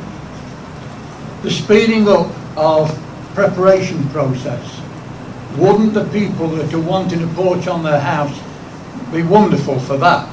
But it's not for them, it's for developers to put up 50, 60, 100 houses, type A, B or C, and then it just go through on the nod. That to me is wrong. And we've said, are we okay? We just want to stick to item 14, the housing delivery test. I am on that, Chair. Yeah, okay. If I'm allowed to continue. Yeah. When you're looking at the affordable homes allocation, we're talking about reducing that figure, and that was fought on this council that we have a housing reduction figure set, and to reduce it further is absolutely ridiculous. And how often have we said that we want an early review of the local plan, and it's been turned down? But now, because of developers, we're going to try and have an early review. I found that absolutely impossible, and I shan't be supporting this recommendation tonight. Well, I think we're right into debate here now. I think Councillor Atkin. Thank you very much, Chair. Yes, thank you very much, Steve, for giving your overview of the report, and everything that you've said is true. If we were to fiddle about with our local plan, that would put us into special measures, something that all of us around this table do not want to see. We do not want to see additional greenfield sites being developed on in the district. So for those reasons, I will move the recommendation as set out in the report, Chair. Does that find a seconder? Councillor Finesse. Yeah, thank you, Chair. Yes, I'm very happy to second this. We have a local plan which we do have to deliver, whether some councils may not like it, but we do have to deliver it. And this housing delivery action plan is the way to do it. I'm very happy to support it. Councillor Purdy. Well, I'm astonished, Councillor Flitter, that you think planning applications go through on a nod. I wonder what the people that are watching this programme in their thousands think about that. as Chairman of Planning, and you've been involved with this before, planning applications do not go through on a nod. This is a professional examination of our planning test, and it's a snapshot in time, and the delivery could fail at any moment through the planned sites on our allocated sites have failed to be delivered. So I support this recommendation. Councillor O'Brien. Thank you, Chair. I come at this from an entirely different angle, actually. I enjoyed listening recently to the Susan and Gary show, and I noted a number of references they made to the council having to take difficult decisions about its priorities. Now here we have a proposal to undertake a piece of work which the report makes clear is not required because we have met our targets, and is not likely to be required for the foreseeable future because we have a 5.75 years worth of land supply. And let's be clear, if at some time in the future, the next couple of years, we did fail our test, any piece of work we did now would be irrelevant. We would simply then have to recommence and prepare a new housing delivery action plan. So I struggle with the logic of Councillors Hodgson and Purdy about priorities, which I don't in principle disagree with, but what I do find difficult is the contrast to an officer's request to undertake an unnecessary piece of work. But what I do know is that there is a major piece of work required in respect to the climate emergency. This is in relation to our local plan, which now requires an urgent review to ensure it can play its part in meeting carbon reduction targets. Climate emergency is not in any service plan. So if there is any capacity in the planning and regeneration service, I suggest that it is the local plan climate emergency that should take precedence over a piece of work that is acknowledged as unnecessary.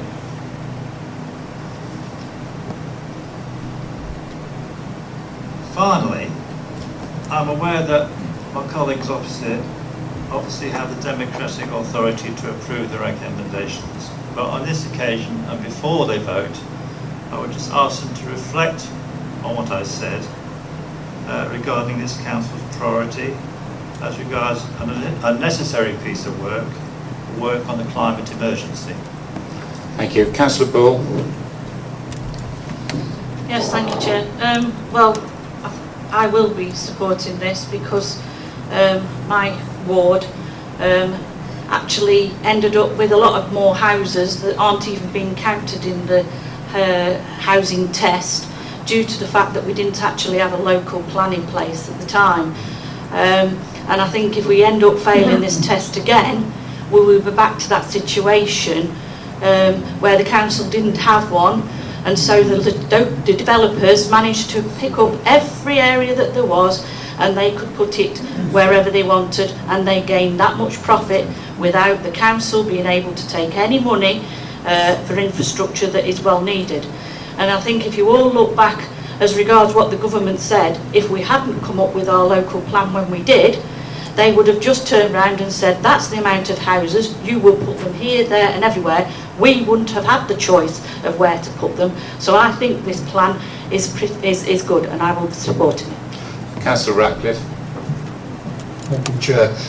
I think colleague to my left has very succinctly outlined our misgivings, if you like, about this. It seemed to me that there were critical resource implications involved in this, and I felt that the timing too could be argued against. It doesn't seem to me that there is an immediate urgency, as it were, to enter into this. Indeed, in 1.6, the statement very clearly sets out that we're doing very well in achieving our delivery at this moment. I noted in 2.5 that again we were bringing out the old adage that's been used many times before, about not being able to demonstrate the 5-year supply and the government intervening to tell us where and what we're going to build. But that's something, to my mind, that's almost beginning to take on the status of project fear. It seems to me that the reasons for entering this will not really present themselves until around 2021, by which time there will be a much clearer picture emerging of housing delivery. And meantime, we can hopefully, meaningfully, concentrate on what is now a major step for this council, which is tackling climate emergency. Thank you very much. Got Councillor Hobson next. Thank you, Chair. I'd like to thank Steve for a very comprehensive report. It isn't project fear. We have to be very realistic with what's happening with housing and our local plan, and I will be supporting the motion. Councillor Slack. Thank you, Chair. First of all, the comments made by Councillor Fitter about things going through on London. I've been on planning committee quite a long time, and we've got very, very good planning officers, and that doesn't really happen. I take issue with that. Anyway, a question I'd like to ask was the windfall. Sue, Councillor Buller spoke about a lot of applications came through when we got a local plan, which is perfectly true. They did, and but the windfall applications are the ones outside the local plan. Is that correct, Steve? Chair, just to clarify, Chair, the windfalls are small sites, below 10 sites that come through. There wouldn't be allocations, but they're small ones that come through from time to time. Yeah, they're not the ones such as the golf club, which is outside the local plan. Right, thank you, Steve. Thank you very much, Councillor. Councillor Donnelly, please. Thank you, Chair. Well, I won't be supporting this motion because thinking back about the local plan, the one we didn't have, I think we're the biggest in Ashbourne South, which is my ward. We must have the biggest concentration of development, soon not in Ashbourne North but in Ashbourne South, in Derbyshire Dales. So I would not like to think that we're going to start tinkering with this idea of sort of moving something around, because unfortunately we have probably in the very near future we're also going to have a review of the local plan, and I think we need to stick with the status quo at the moment. I'm happy to support it. Thank you very much. Councillor Sue Burford, please. Thank you, Chair. I'm seriously worried actually about some of the comments made by the leadership tonight and other councillors, and in fact by looking at some of the modelling that's going on about the local plan. It seems to be implied that we've got to adhere to the local plan, and that whatever is in the local plan will go and will happen. And that seems to be what some members are saying. Now, we'd like to remind anybody on the planning committee or substitutes on the planning committee that we have a duty to look at each planning application absolutely on its own merit. Okay, we have to bear in mind what's in the local plan. Some of us did not vote for the local plan as it stood, but we have to bear in mind what's in the plan. So I will just leave that thought with you. I won't be voting for this, if for no other reason that the idea of giving free pre-application meetings for developers absolutely horrifies me. As Councillor Flitter said, the person who's wanting to build a small extension has to jump through hoops and they have to pay. And I don't think it will go down very well with the public as and when, as I'm sure this will be approved tonight, when they find out that developers are getting free application meetings when they themselves can't. Councillor Purdy. Well, I'm sorry, Councillor Burford, I take issue with your comment to me. You've been on the planning committee, you've approved many of the houses where people have now got lights on. the sole purpose of the local plan is to deliver in a professional manner. You're right, each planning application is dealt with on its merit, as will all the others that are coming forward.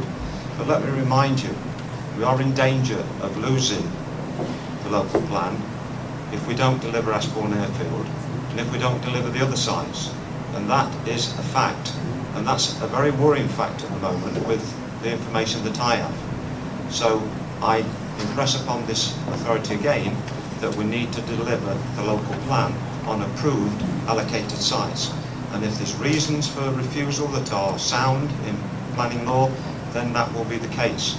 But if there are no good reasons for refusal, then we all know that the planning law dictate from government is that planning has to be approved unless there are really good reasons for refusal.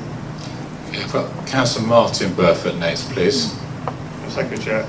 Yes, I take issue with what the leader's just told us, because obviously, yes, in fact, I suppose he's admitting really that sites do have to be taken into, or rather, planning reasons do have to be taken into account when these allocated sites come to a planning application decision. But I wonder to what extent members opposite will actually do that when they're considering certain applications. Because I think as a member of the local plan working party some years ago, I remember numerous councillors then saying, well, we're allocating this particular site, but that doesn't mean it's going to get planning consent, because obviously it's got to go through a lot of hoops and a lot of criteria have to be satisfied before that will take place. And a number of sites within that allocated list will have to go through that process. So I think it's too early, it's premature to say that the local plan housing allocations have to be approved when they come to committee. That's something I hope Councillor Purdy will withdraw that statement, or the statements he's made in the past, and probably confirm more often what he's just said to us in this meeting. In terms of the housing delivery test and the allocated sites, or rather the AON 5-year supply, I think it's very subjective. This is, in fact, if you look at the even through the report and in other documents that are being produced in the recent past, it's extremely subjective in terms of what proportion of each allocated site is actually going to be considered deliverable within a certain timescale. And I think we see numerous estimates of what proportion of those sites are going to be delivered within a certain number of years. There's no way that you can predict that, in fact you can't predict the developers' wins in any case, and also market forces of course. They can stall on any site at any time, as we've seen so often in various parts of the Dales. So you can say, it's very much an estimate really of what proportion of each site that's allocated that's been given planning consent is going to be deliverable. So I don't have any faith in that exercise, to be honest.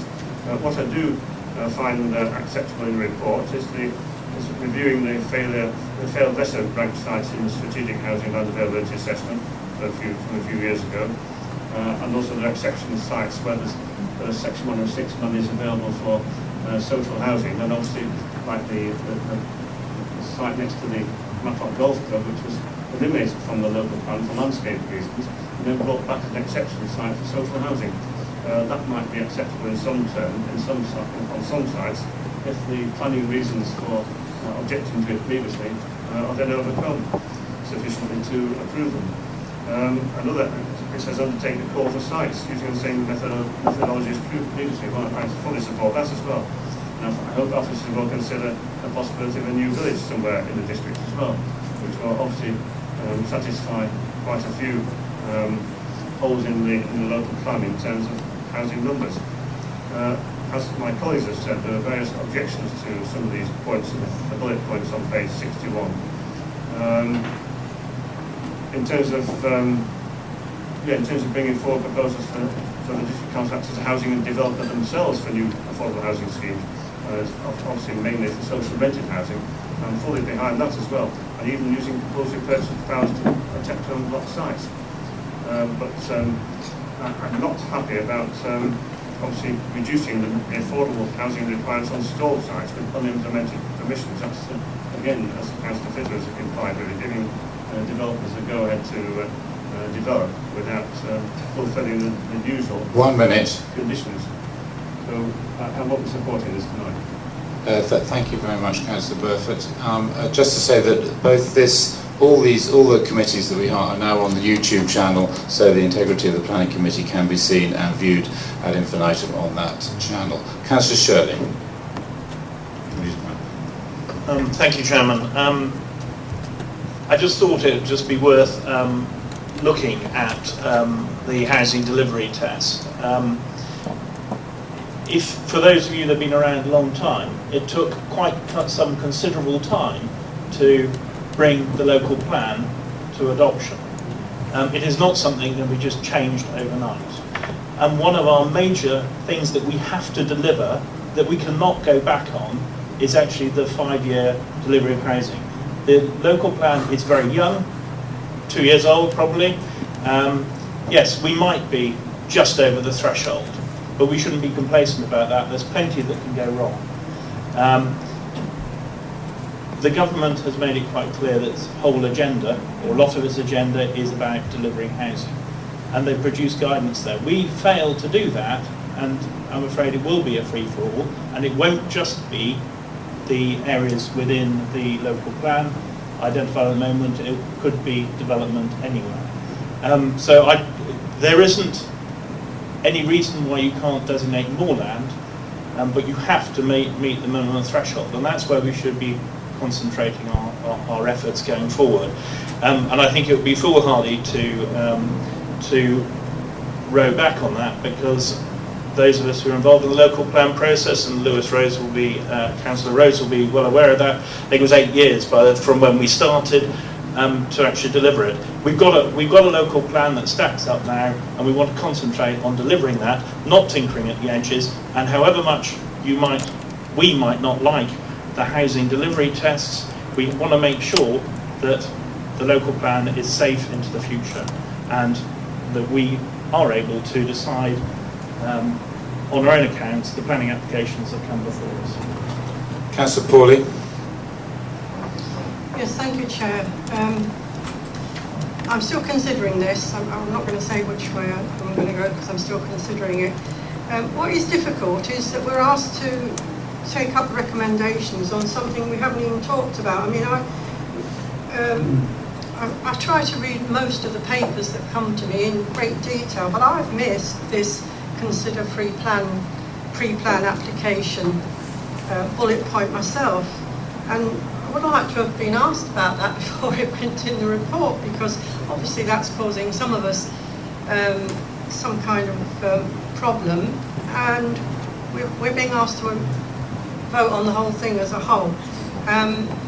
On the other hand, I do know how important the delivery of the housing that we've got in the local plan is, and that we must keep an eye on what's going on.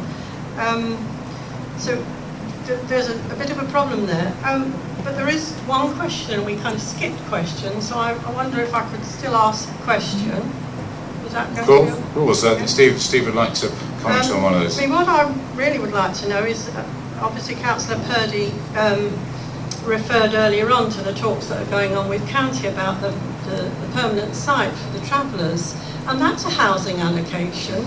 We're talking, that is finding accommodation for people we've got a responsibility for, in the same way that if we were trying to find a house to put people in who need social housing. So I'd like to know, if we don't find a site within a certain amount of time, are we also putting the local plan in jeopardy there? Because why aren't we doing something like this for the site, for the travellers, if we're doing this for bricks and mortar? Okay, so Steve would like to come back. Thank you, Chairman. On the last point, Councillor Pawley, I'll have to get you an answer on that, because our expert on that is currently out of the country. But to give reassurance on the other points in section 4, the recommended items, they are there for consultation only. So this isn't proposing we adopt these items as our action plan, it's proposing we put them out for consultation, where they'll go through the mill, and where members and others will have the chance to comment on that basis. Right, Councillor Bright. Thank you, Chair. Most of what I was going to say has already been said by Councillor Shirley, so I don't need to speak anymore. Thank you. Councillor Wakeman. Yes, I was going to be against it, but I'm now going to fully support it. Thank you very much for your reassurance. Councillor Michelle Morley.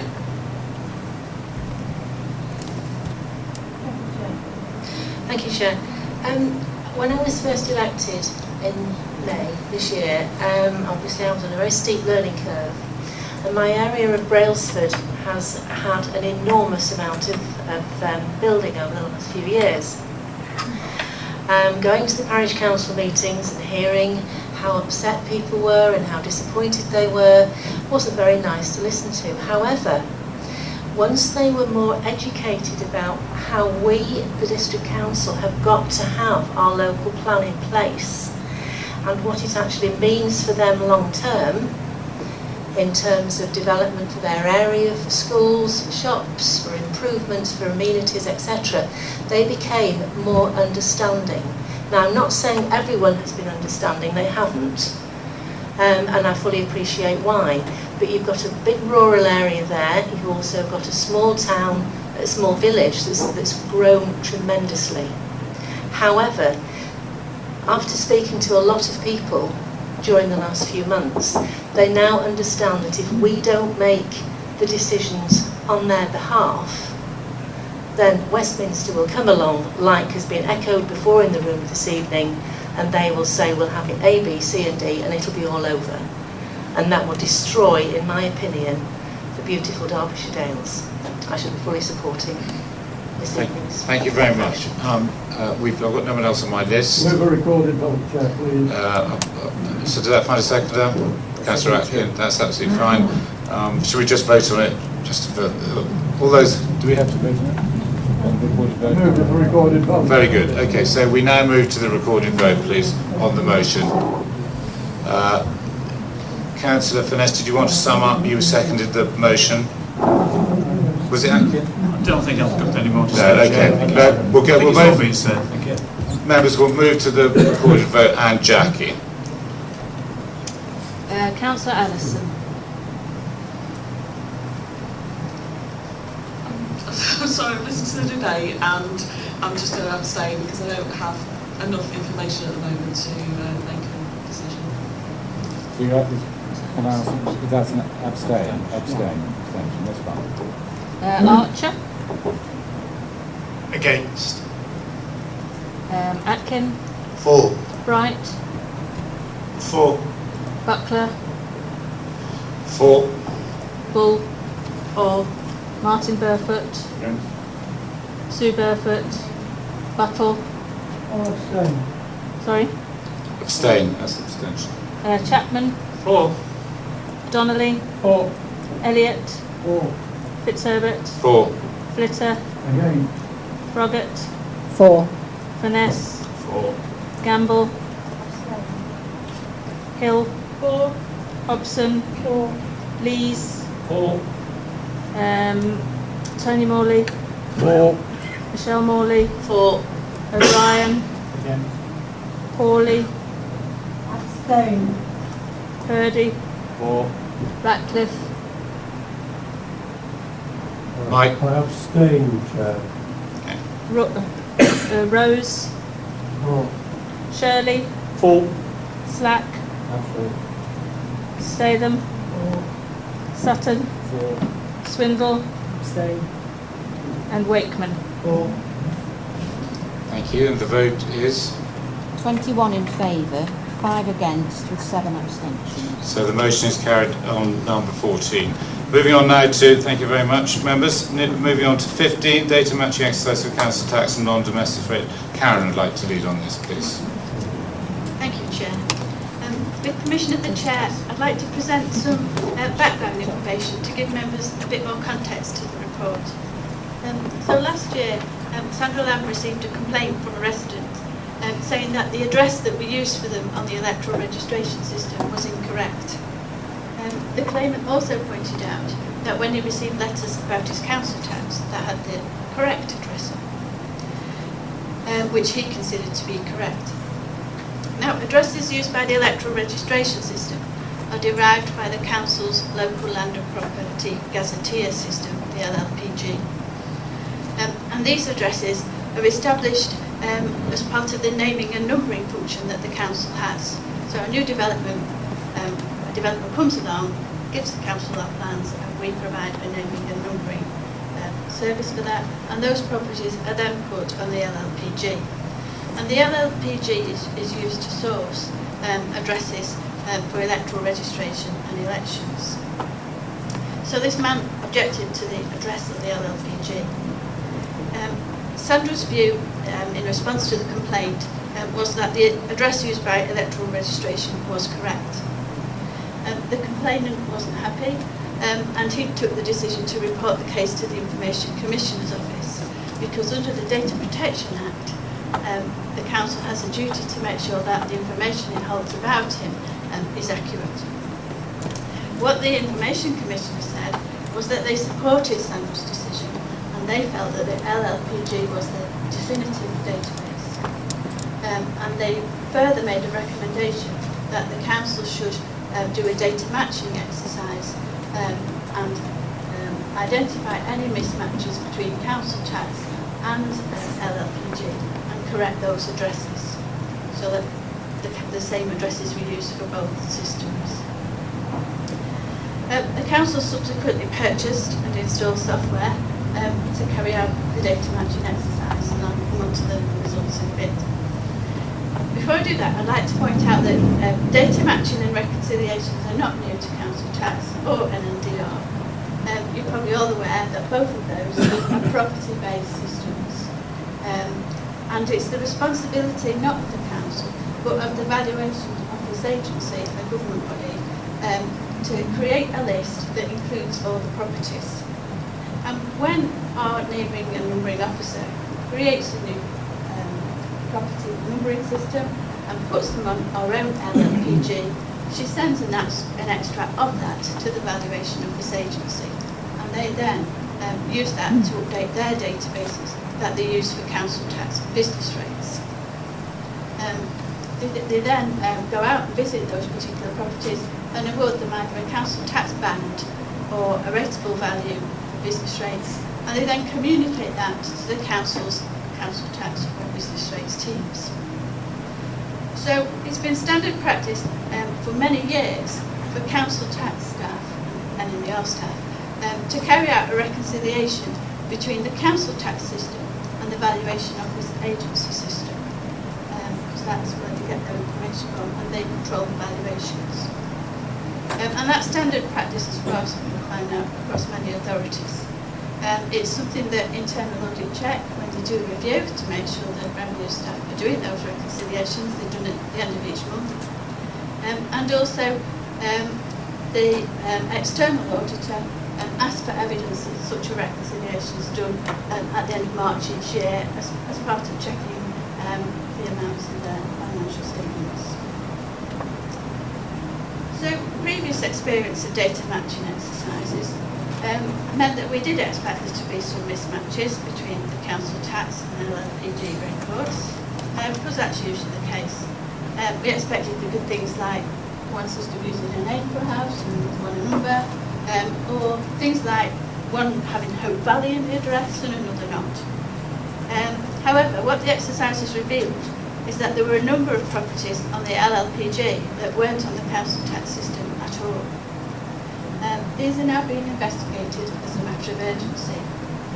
The first few properties to be investigated have revealed that some properties have actually been demolished or are derelict and not liable to council tax. But it has revealed some cases that we think should be referred to the valuation office agency as potential additions to the council tax list. These potential additions could result in a council tax charge that could be backdated if the VOA backdated the assessment. So we've identified that there's possibly a house where there should be a council tax charge, and we now have to try to find out when that house was built and if we can backdate council tax to them. The legal advice is that we can raise backdated bills to the date the VOA tell us, but the council must balance its duty to collect council tax with a need to be reasonable and not cause injustice to taxpayers. So the approach that we've recommended in section 3 of the report comes up with some factors that we think we should take into account, recommending a relevant period for backdating.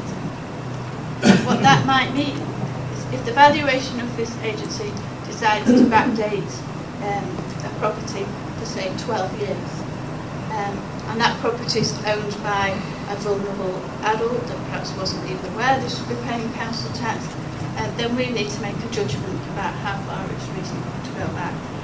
And that's why we've come up with the proposed methodology.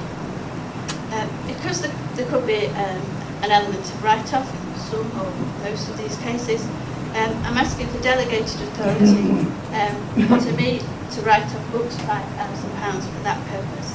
Any write-offs over that would go to the GNR committee for their consideration. Depending on the individual circumstances of the occupier, we propose allowing them up to 5 years to settle any liability. The report sets out that in terms of accounting for income, because we weren't aware of these properties, we've never actually raised bills in the past, obviously. So we haven't got an amount in our accounts to write off. So in that, taking that stance, there won't be any impact on previous year's accounts. But there obviously is an effect of income foregone if we choose not to bill. So subject to members' approval of the proposed approach, I plan to consult with major preceptors because they have an important role in council tax. They receive a share of it, and also with the Citizens Advice Bureau to get their feelings on whether we're treating vulnerable adults appropriately. We have carried out an equality impact assessment that's shown as Appendix 1 to the report, and I've reflected on that in the things I've included in the approach. Once we'd started this initial exercise for council tax that the ICO asked us to do, and we started to see these results, I did ask the question, could this apply to business rates, to non-domestic rates? And I was told, yes, maybe it does. So I've asked for the staff to start a matching exercise for business rates as well. We don't think the impact on business rates backdating will be as significant. I need to check, but the latest advice I've got is that for business rates, the valuation office agency are unlikely to go back beyond the last revaluation in 2017. So we think that for business rates we won't go to backdate further than 2017, but I will check that. For council tax, we think that subject to us checking it's reasonable, the VOA could backdate to the inception of council tax in 1993, should we find any such properties. So once we've completed the data matching exercises for council tax and business rates, we intend to run the software that we've now got on a regular basis, probably monthly, to match council tax and business rates with the LLPG, the same as we currently match it against the valuation of this agency's list, so that this shouldn't arise, this mismatch shouldn't arise in future. Councillor Purdy. Thank you, Chair. Well, before I recommend this report, which I think is a very prudent and sensible way forward, particularly with the consultation process, I'd just like to ask Karen, have only other authorities experienced this or gone through this process? I haven't had any feedback from other authorities. All I can say is when we did ask, there wasn't software available from our supplier to do it, and we weren't previously aware of that. So there must have been a request for it. Sounds like it, thank you. So it's important that everybody pays the council tax, and it's important that this council collects that tax, so I would move the recommendation. Councillor Atkin. Yeah, I'll second the recommendation. Councillor Flitter. Yes, I support those views, Chair. But what I was just thinking about is, do we know the exact or the probable extent of discrepancy here? And is there a financial outcome that may benefit the council? And I'm thinking more about staff time versus collection rates and how that will work out. And I understand the best practice and what you have to do there. and also the balancing act. Well, I assume that the write-offs will be treated in the same way as other write-offs, which they'll be wrote off for accounting purposes, but if there is a chance of still recovering that at a later date, there is the power to do so. Karen? Right, to take your first point, we've not yet evaluated the full impact because we're still going through the exercise for council tax and we've not started it for business rates. But you're right, the impact is that it would result in extra income because these are new properties that we've never built for and now we find we can. With regard to staff time versus collection rates, there is some concern at Avato that this is a big exercise for them to do, but so far the visiting officers have been willing to take it on. They've not talked to me about additional cost, but that's perhaps why the exercise is taking a bit longer than I would have liked, because they're having to absorb that into their work plan. Impact on collection rates, that it could have an impact, and that could be a detrimental impact, because I think these would be very difficult to collect debts. You're probably aware that the agreement, the contract we've got with Avato has a key performance indicator, 98.7% I think it is for council tax collection. I think what we'll have to do is keep this collection rate outside the normal one, because it will have an impact on collection rates. It will make it deteriorate, and it wouldn't be fair to penalise Avato for that. Your final point about the chance of about write-offs and the chance of recovery, yes, we'll take our normal approach to that, and if information comes to light that enables us to collect, we'll revisit the case. Councillor Martin Burford. Thank you, Chair. I'd like to congratulate Karen on this excellent report. But one issue which is slightly related but not entirely relevant to this is the fact that, in fact I want to ask her if when new developments take place, and obviously houses are occupied one by one, not normally the complete development in one go, are council officers consulted about the actual address of these developments and the postcode? Because I think that gives rise to quite a lot of confusion. And certainly we know of somebody who keeps receiving post from a new development nearby. So there's obviously some confusion in terms of the post office and the postal workers and the address, which is obviously similar to those not on the existing properties, but in the same area. I think Sandra might be able to correct me if I'm wrong, but I'm fairly sure that as part of the process for putting new properties on the LLPG, as well as informing the valuation office agency, they inform the post office, the emergency services, and lots of other organisations. Sandra's going to... Yeah, that is correct. The basis of new development, the beginning of the journey starts with an approved planning application. So our GIS, local gazetteer property person, will pick it up from a planning application. They then do consultations, and the Royal Mail post office is the definitive source of the postcode. Our information is fed by those agencies. Councillor Ratcliffe. Mike? Oh, sorry, I beg your pardon. I had you down on my list. I beg your pardon. Any other contributions? No? Okay, it's been moved and seconded for approval. All those please show. It's unanimous. Thank you very much, Karen. So we move on to item 16, draft supplementary planning document, developer contributions. Steve, please. Chairman, thank you very much.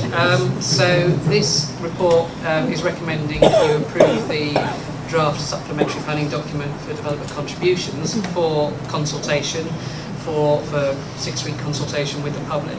What this document does, Chairman, is gives priority to the types of infrastructure which are needed to support a sustainable and thriving Derbyshire Dales and the developments that come with it. And in doing so, it gives, I think hopefully members will agree, welcome clarity to not only developers and other partner agencies, but also to the public and communities, and indeed to our own development management staff. As the report says in the table in section 2.5, there is a broad list of potential infrastructure needs that there might be, but we are this time taking a step to try and prioritise some of those, depending on circumstances, and as has already been observed, every application is treated very much on its own merits, but in terms of prioritising some of those as being in more overall need for the district as a whole.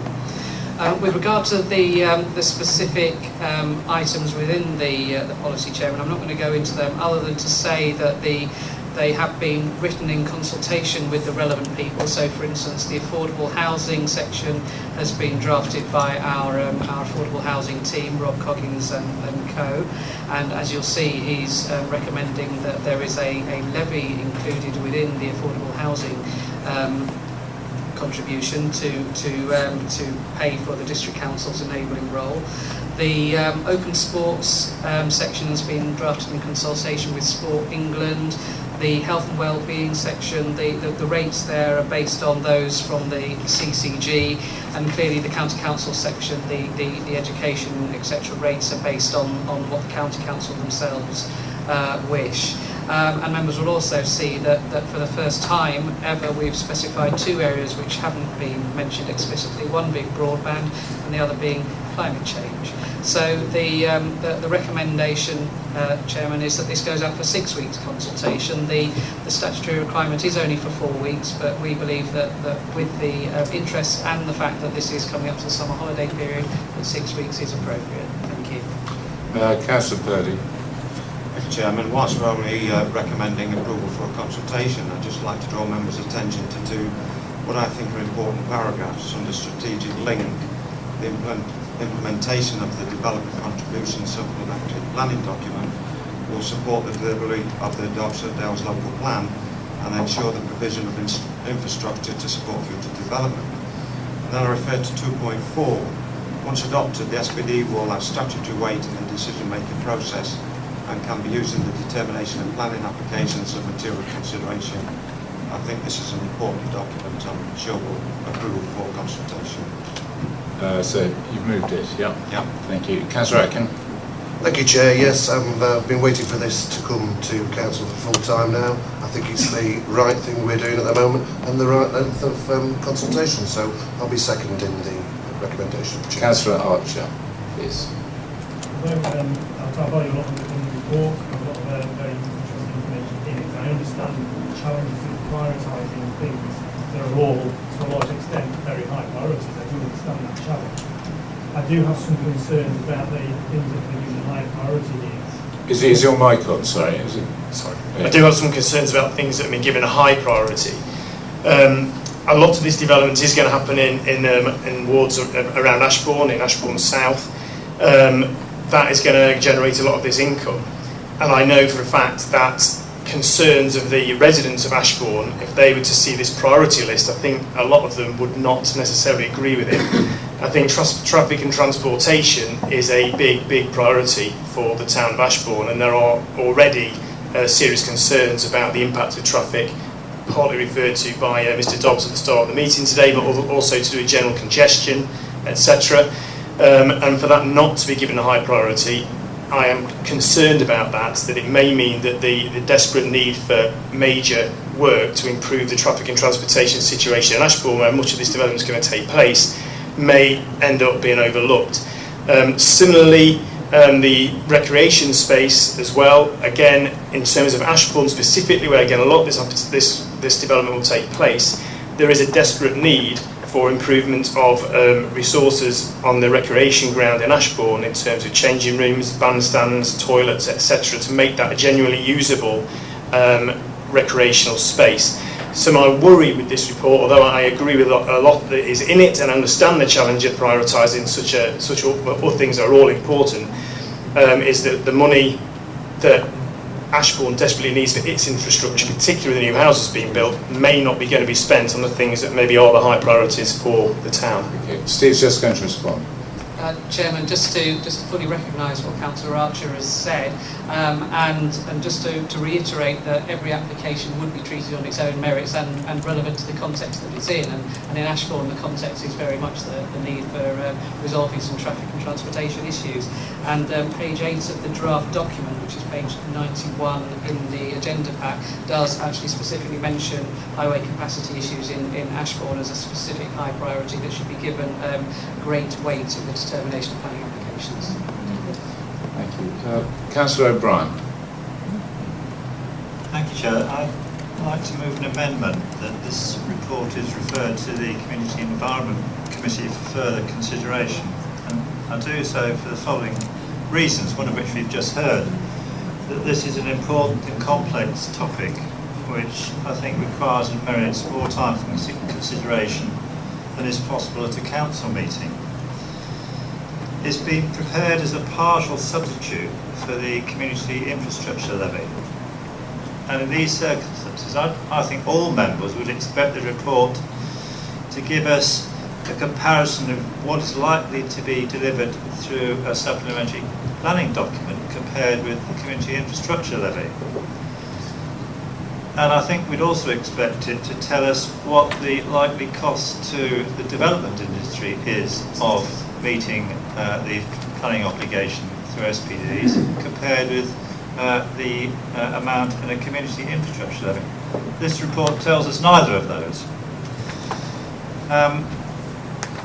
You remember that, members will remember that the CIL was introduced by the government because of the widespread misuse of planning obligations, which is why planning obligations can now only relate to a site in question, and apart from affordable housing, can no longer be pulled, and therefore the ability to use planning obligations to support district-wide infrastructure projects is very, very, very limited. And for this reason, you'll find that now there are very, very few SPDs are now prepared. There's also a couple of examples of some of the detail which I'll suggest be small thought. On the affordable housing element, we're looking to redouble our efforts to increase the supply of affordable housing. And one of the very positive proposals coming forward from here is the potential acquisition of existing properties rather than new build. There's no reference at all in this draft to that proposal. Finally, on climate change, there are some worthy words in the draft SPD, but if you read it, there's absolutely nothing specific that can actually deliver any carbon reduction. As I said earlier, I realise that you have the authority to vote this through, but I would really ask you to reflect and support my amendment to refer this very important report to the C&E Committee for further consideration. Councillor Brown, can I just ask Sandra just for her comments on that, just for clarification before I ask for a seconder? Yeah, thank you, Chair. The matter of referral for consideration is a valid amendment. However, the subject matter is specifically reserved to council, being connected to local plan policy. So I have concerns that by delegating it to C&E, we would be in breach of our constitution. If there are matters here that you seek further information on, I'd suggest that you defer it for another meeting of council. I was simply suggesting, sir, that in your terms and conditions, the ability of members to discuss such an important piece of work is so limited that I suggest that there should be another arena where that can take place. My advice, Chair, is based on the Constitution, where I believe this to be a reserved item for Council itself. So the amendment could go forward if the Council is prepared to revise the wording to say that the matter is brought back to Council and be specific in the items that he wishes further exploration. Otherwise, the amendment can stand on that basis. I'm trying to be helpful. Steve, we'll just interject while we're just absorbing that. Well, constitutional matters aren't my forte, Chair, but if I can offer two things that might be of help. Firstly, this report is just recommending that this goes out for consultation. So that would be kicking off the process for debating, amending, improving and hopefully perfecting the document, which would come back to members at this full council for further debate.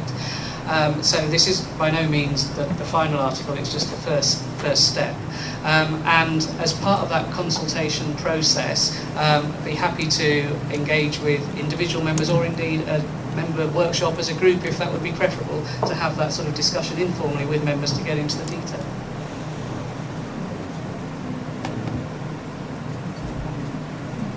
Councillor O'Brien. I'll simply say that I think it's really important as a principle that members own whatever is published and promoted by this council before it goes out for public consultation. I think we're not doing a justice to our duties if we aren't fully able to discuss and agree any items before they're sent out to members of the public. I think what I'd like to do is does it find a seconder on your benches? Your proposal, okay.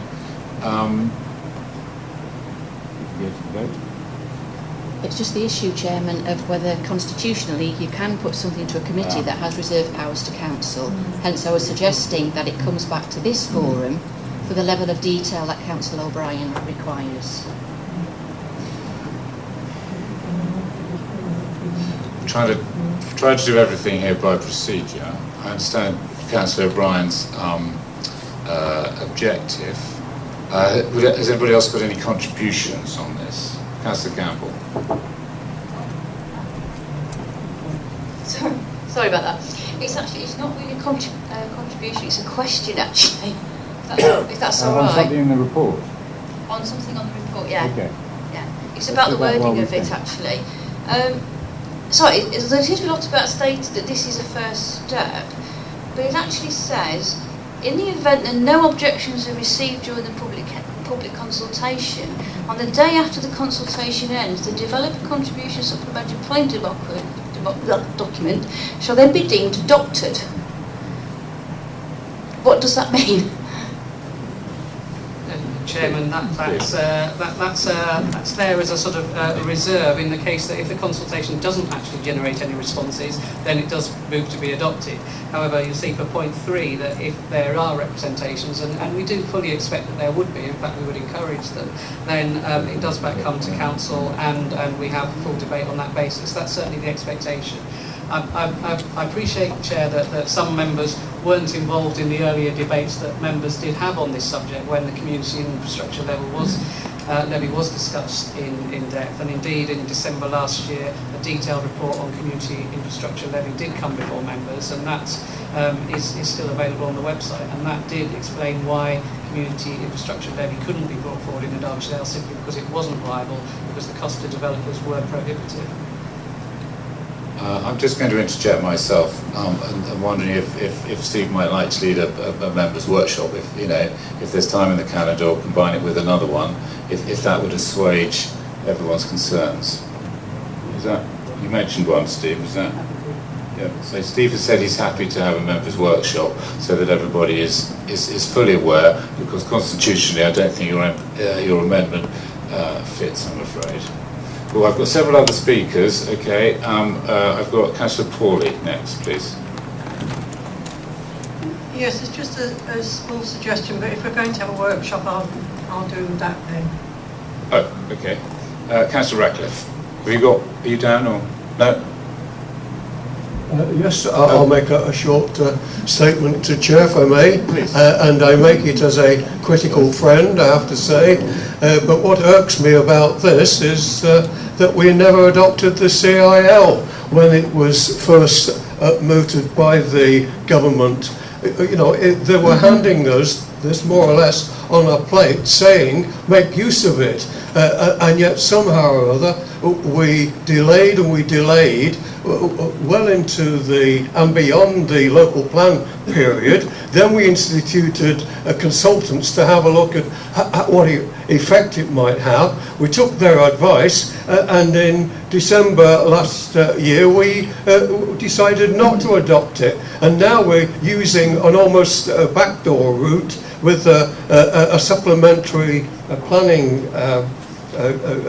guidance document to say, yes, we do need this money. Now, what on earth is to stop the developers saying, right, well, you turned down the CIL because you thought it would have deleterious effects upon development.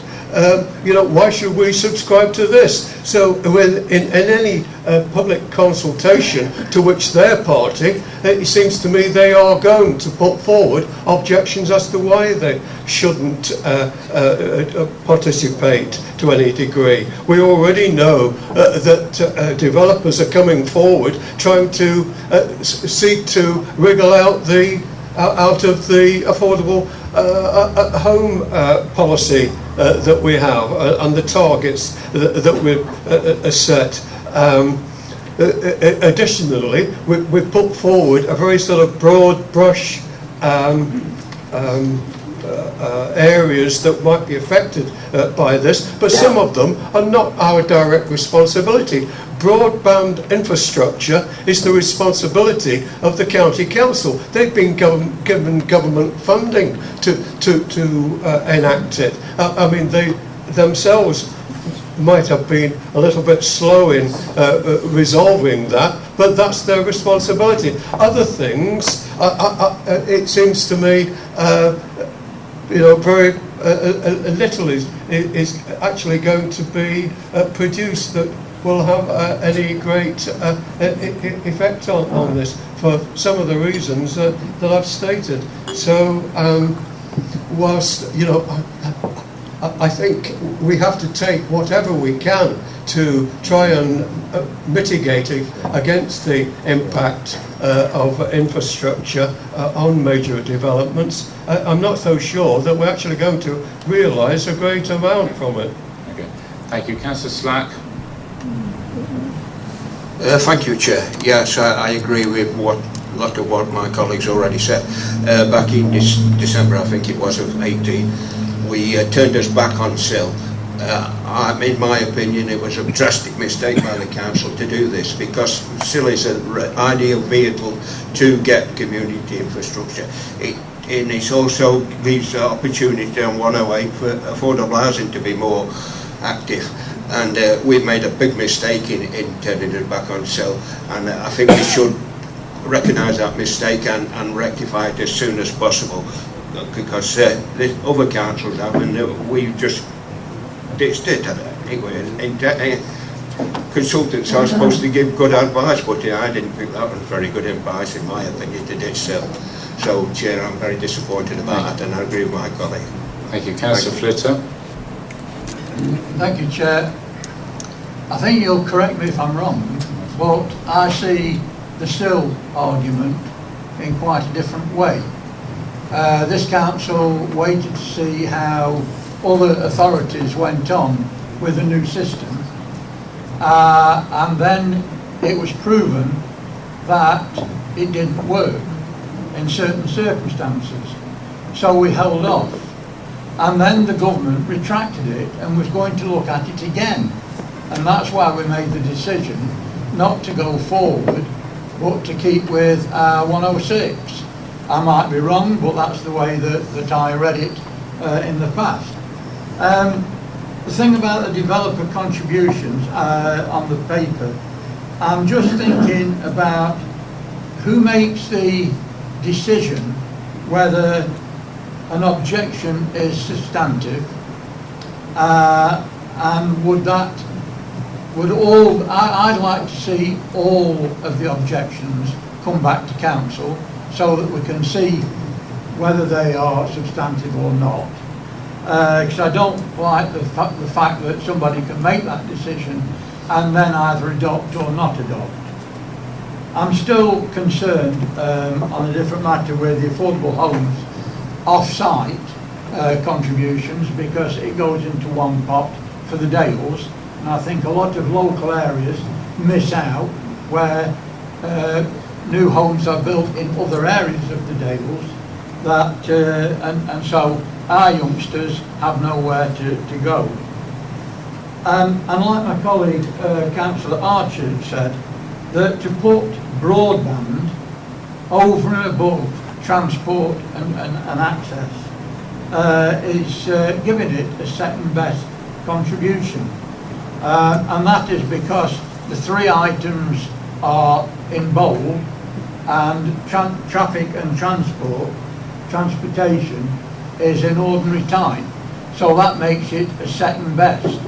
I would like to see the assurance that traffic and transportation is upgraded into bold, so it's a proper consultation and a proper priority, because HC19 describes a safe and sustainable access, but then it goes on to talk our partnership with the DCC.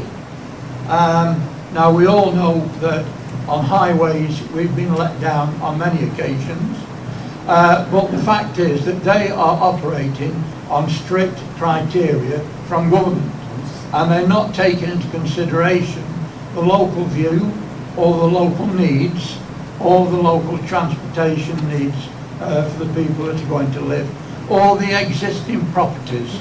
There's no adjustment on the effect of existing properties. So I would like to see, if I'm going to support this wholeheartedly, I'd like to see those points being moved up as a priority. If not, I shall abstain.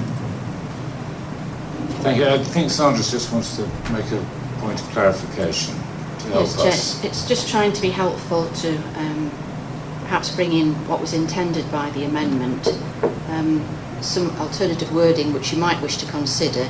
That a members' workshop takes place prior to commencement of the consultation on the supplementary planning document to enable members to understand the issues and to make any minor amendments to the SPD. Any significant amendments would need to be brought back to council. If the mover and seconder are willing to bring that in, it would enable members to have an in-depth understanding before we go out to consultation, and anything significant would come back to council where it belongs, but it's implicit that any minor amendments could be taken on by the officer for inclusion in the consultation wording, if that helps. I'd certainly find that acceptable, but I'd be interested if our colleagues around the room would be happy with the principle. Well, we have to ask them, mover and seconder, I think, really, are they happy with those? Gary? It's Councillor Purdy, mover, and Councillor Atkin as a seconder. I've conferred with Steve Capes. He's happy to do this. That makes me happy, so I'm happy too. And you're happy, Councillor Atkin? Okay.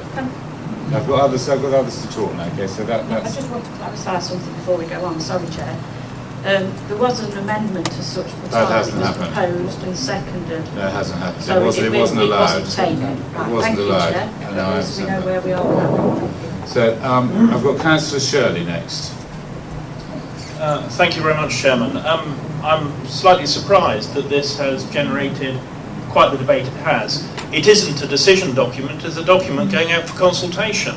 And what we're actually doing here is forerunning that consultation, which means that those listed things as high priority won't be a high priority till after the consultation takes place, which could now be 3 months later.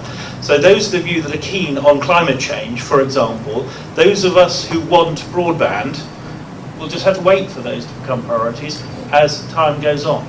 It's delaying everything by another 3 months. It'd be much more satisfactory, I would suggest, to run the consultation and have a meeting with councillors as part of that consultation process to make sure we include everyone's comments in the final document. I think what we've seen today is a run over the community infrastructure levy, which we discussed back in December, and there were very good reasons why the outcome of that decision was the way it was. Section 106 agreements, developer contributions are very different, and I think we've got the opportunity here to have a decent consultation. Councillor Martin Burfoot. Thank you, Chair. Chair, Yes. can you move the extension because it's pretty... Oh, sorry, I beg your pardon, yeah. Who'd like to move the extension? Councillor Atkin. Who'd like to second the extension? Councillor Bull. All those in favour? Thank you very much. I was going to do it at the end of this item, but it hasn't ended. Councillor Martin Burfoot. Yes, I'd like to support my colleague Councillor Taylor and also Councillor Archer. And also I have a great deal of sympathy with what Councillor O'Brien has proposed as well. I mean, 2 months as to whether this members' workshop should be before or as part of the public consultation exercise.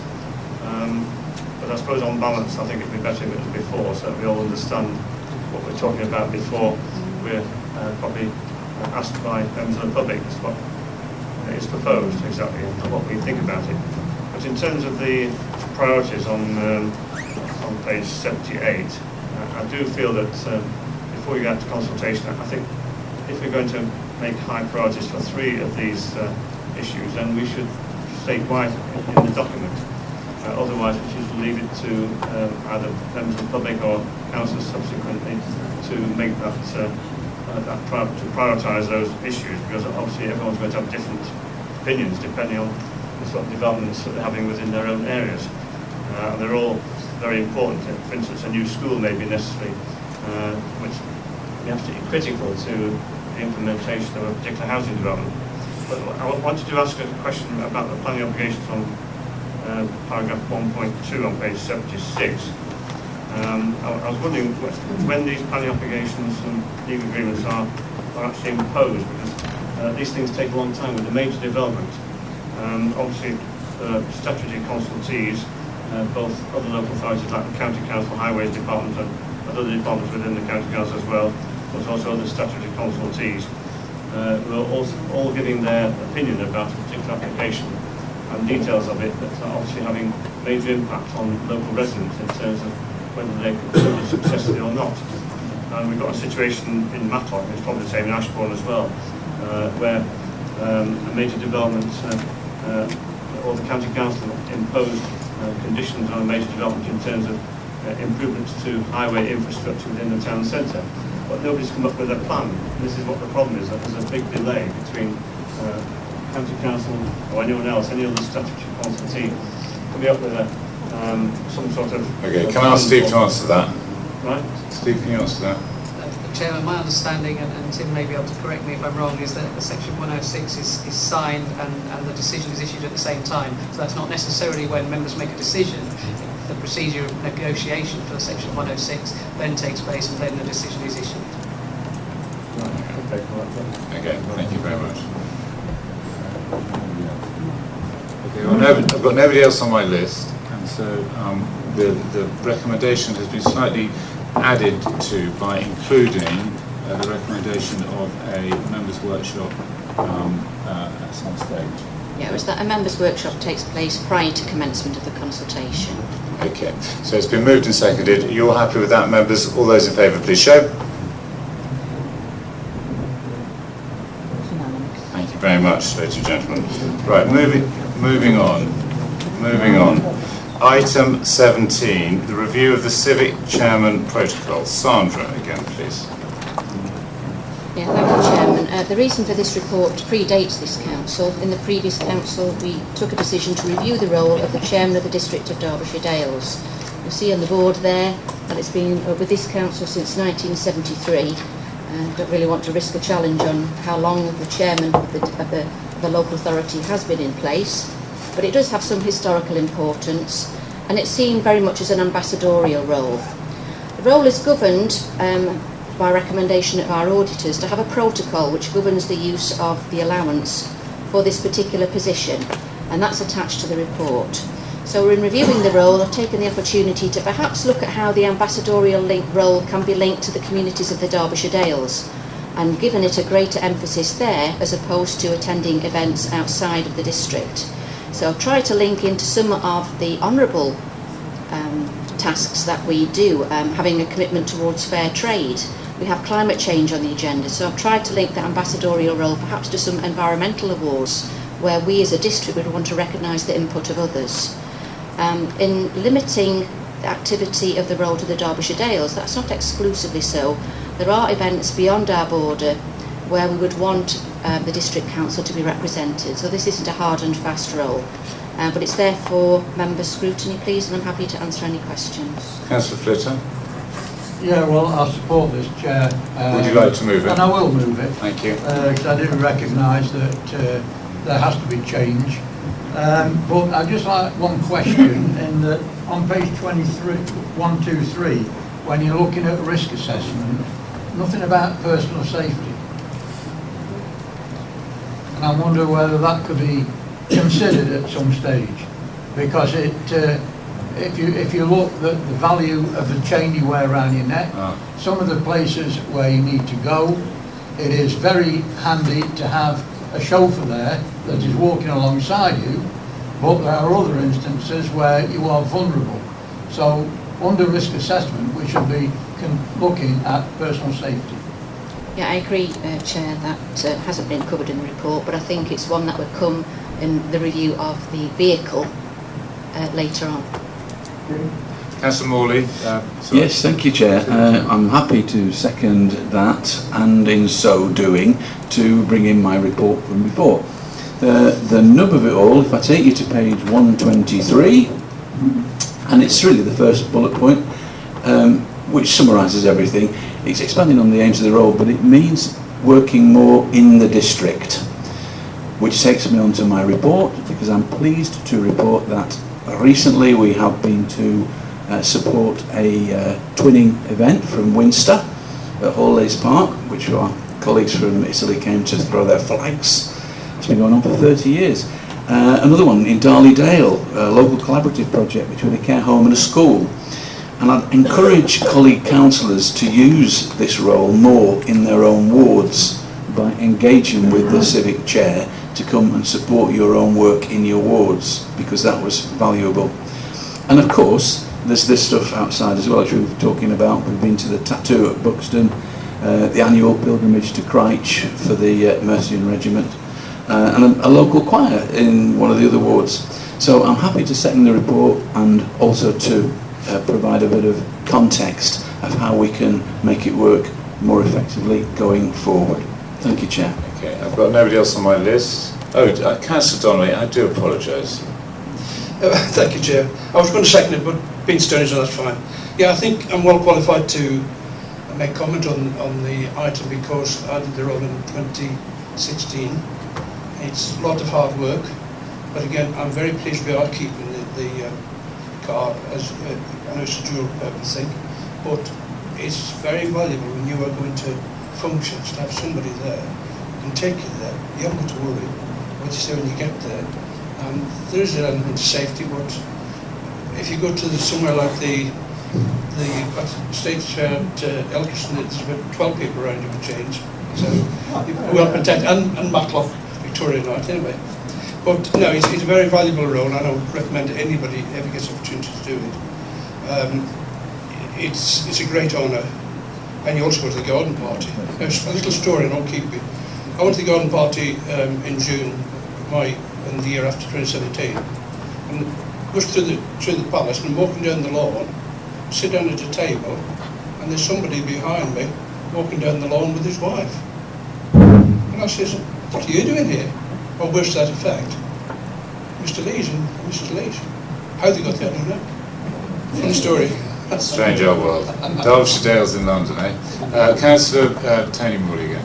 Yeah, it's a request for colleagues. I've got a very domestic event tomorrow, and it's your permission, if you wouldn't mind, for me to wear the chain to welcome a new addition to our family, a little four-legged chum called Jasper. Thank you very much. I don't know where to go after that. It's been moved and seconded. All those in favour, please show. I think that's not unanimous. It is unanimous. It is unanimous. Thank you very much. Okay. And then item 18, change of membership to the Planning Committee. Councillor Atkin, did you want to move that? Yes, Chair, I'll move the recommendation as set out in the report. I know Tom has been on the Planning Committee previous to that, and for these. From all the experience I've got from Tom and seeing he will make a very good addition to that, and also Mark Salt being proposed as the substitute member. Thank you, Chair. Councillor Poole. Yes, thank you, Chair. I am prepared to second this recommendation, and I go along with Councillor Acting and what he said. Councillor Donnelly will be an asset to this membership. Thank you. It's been moved and seconded. All those in favour, please show. Thank you very much. Item 19, the Climate Change Working Group. Sandra. Thank you, Chair. So, following the resolution taken at the last meeting of the committee, given some thought how to bring this to life, in the belief that it was intended to be member-led, to be dynamic, not bogged down by bureaucracy of a committee in terms of timescales. The terms of reference are therefore for you to consider. I'm also recommending that whilst political proportionality isn't required in this instance, to get cross-party support and a wider view base, we do follow those rules and have a membership of 6. I've so far received nominations from the Conservative group of Councillors Chapman, Bright and Salt. I could answer any questions. Any questions here? Councillor Archer? Just a point to raise, really. Just bearing in mind that we've just heard that the group is designed to be dynamic. I just want to refer back to the issue raised earlier in relation to the air quality on Buxton Road in Ashbourne, and I think that would be an ideal opportunity for the new group to show that they are dynamic and they are going to be taking action to improve our environment. We've got all the evidence there of 20 months worth of consistently high readings over EU levels, and therefore, as it states in our own air quality status report, that where an exceedance is considered likely, the local authority must declare an AQMA and prepare an air quality action plan. I'm assuming, therefore, that will happen with as quickly as possible, because all the evidence is clearly there. Slightly concerned that the report also mentions something to do with needing another 12 months worth of monitoring, which would seem to be a little bit potentially just kicking the can down the road. I can't see how that monitoring is going to give us any different results to what we've already got. There's clear evidence that we're exceeding that measure, and therefore I would urge the group to take that on board as a priority and get the air quality management area set up and start work on the air quality action plan as soon as possible. Okay, Tim, did you want to just come back? Yeah, thank you. Just to be clear on the air quality management, on the report that's been submitted, the legislation requires us to carry out a detailed assessment of air quality objective levels in the area before going to an air quality management area. What we've done at the moment is passive diffusion tube monitoring, which is not an accurate to 1% kind of way of monitoring, and we're required to do a detailed assessment. That's what the authority is proposing to do. Councillor Pauly. Yes, Chair, I'm going for a question here. Super. Can you tell me how will members put forward views and ideas to the group? How will they be collated and reported back to the group for consideration? Because it's all right having a group, but then what do the rest of us do? It's supposed to be member-led. I think it's intended that because each group has representation, that they will speak to their group, gather opinion and bring it to the table for the task group to consider within the terms of remit. Councillor Flitter. Martin. Thanks, Chair. Just that the Lib Dem nomination will be Councillor David Hughes. And I'm quite at ease with the terms of reference, because it does take you through the process. But what is missing is the scoping exercise you do with the terms of reference. Now, I heard the leaders say earlier on that he'd obviously thought about this on some of the words he said, but I would have rather have seen that in the report, so that we know exactly what the limitations are. And like Sandra has already explained, we want it to be as free and open as possible. Thank you for your contribution. Councillor Ratcliffe. Mike. Thank you, Chair. I want to make a couple of remarks on behalf of my absent colleague, Councillor Elisa McDonough, who incidentally is not here this evening because yesterday she was knocked off her bike by a car a driver that failed to see her. And although badly bruised and obviously shaken up, she made her way here to a workshop and then was taken home by my colleague Councillor Pawley. That shows some tenacity, I have to say. But the message that I took from it, we should all, as car drivers or drivers, be a little bit careful during this summer period and with the weather, because there's more cyclists on our road. Anyway, enough of that. The 2 points she wanted to raise were she felt that there shouldn't be any delaying mechanisms built into the procedures for this group. There was a suggestion, for instance, at 1.4 about the meetings of the group being both formal and informal. Just a slight suggestion there that perhaps things were not going to move perhaps as rapidly or swiftly as they really ought. The other thing, of course, is about allowing the public some sort of oversight of what's taking place, even if meetings are not necessarily run completely to a council procedure. I don't think the public should be excluded at all from their knowledge of what's going on. Their participation can be easily controlled by a good chair, of course. And then the other point was about the reporting back to the councils as frequently as possible, I think. Not just on a quarterly basis, but each time the council meets, we should have some oversight of what's happening. The one thing that I wanted when I moved this motion was that we did proceed as rapidly as possible, because 2030 is only around the corner.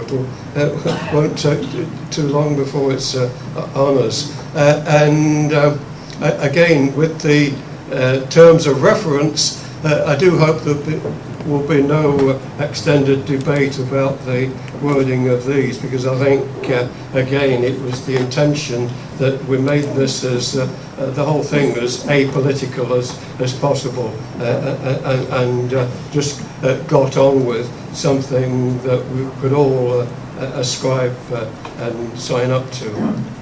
Councillor Martin Burford.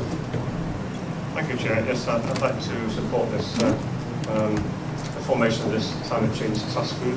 My only regret is that it's not larger, so the minority opposition parties only have one nominee each, which is regrettable. But I think a recent report, in the papers on in the last few days, has stated that experts are recommending, or not recommending, but they're stating that climate change action, or plans and action, need to be taken within the next 18 months. So we need to I think, speed up our recommendations as part of this exercise. I wonder if the climate change working group could be able to input into a specific SPD focused on climate change issues. All right, we'll take that as well.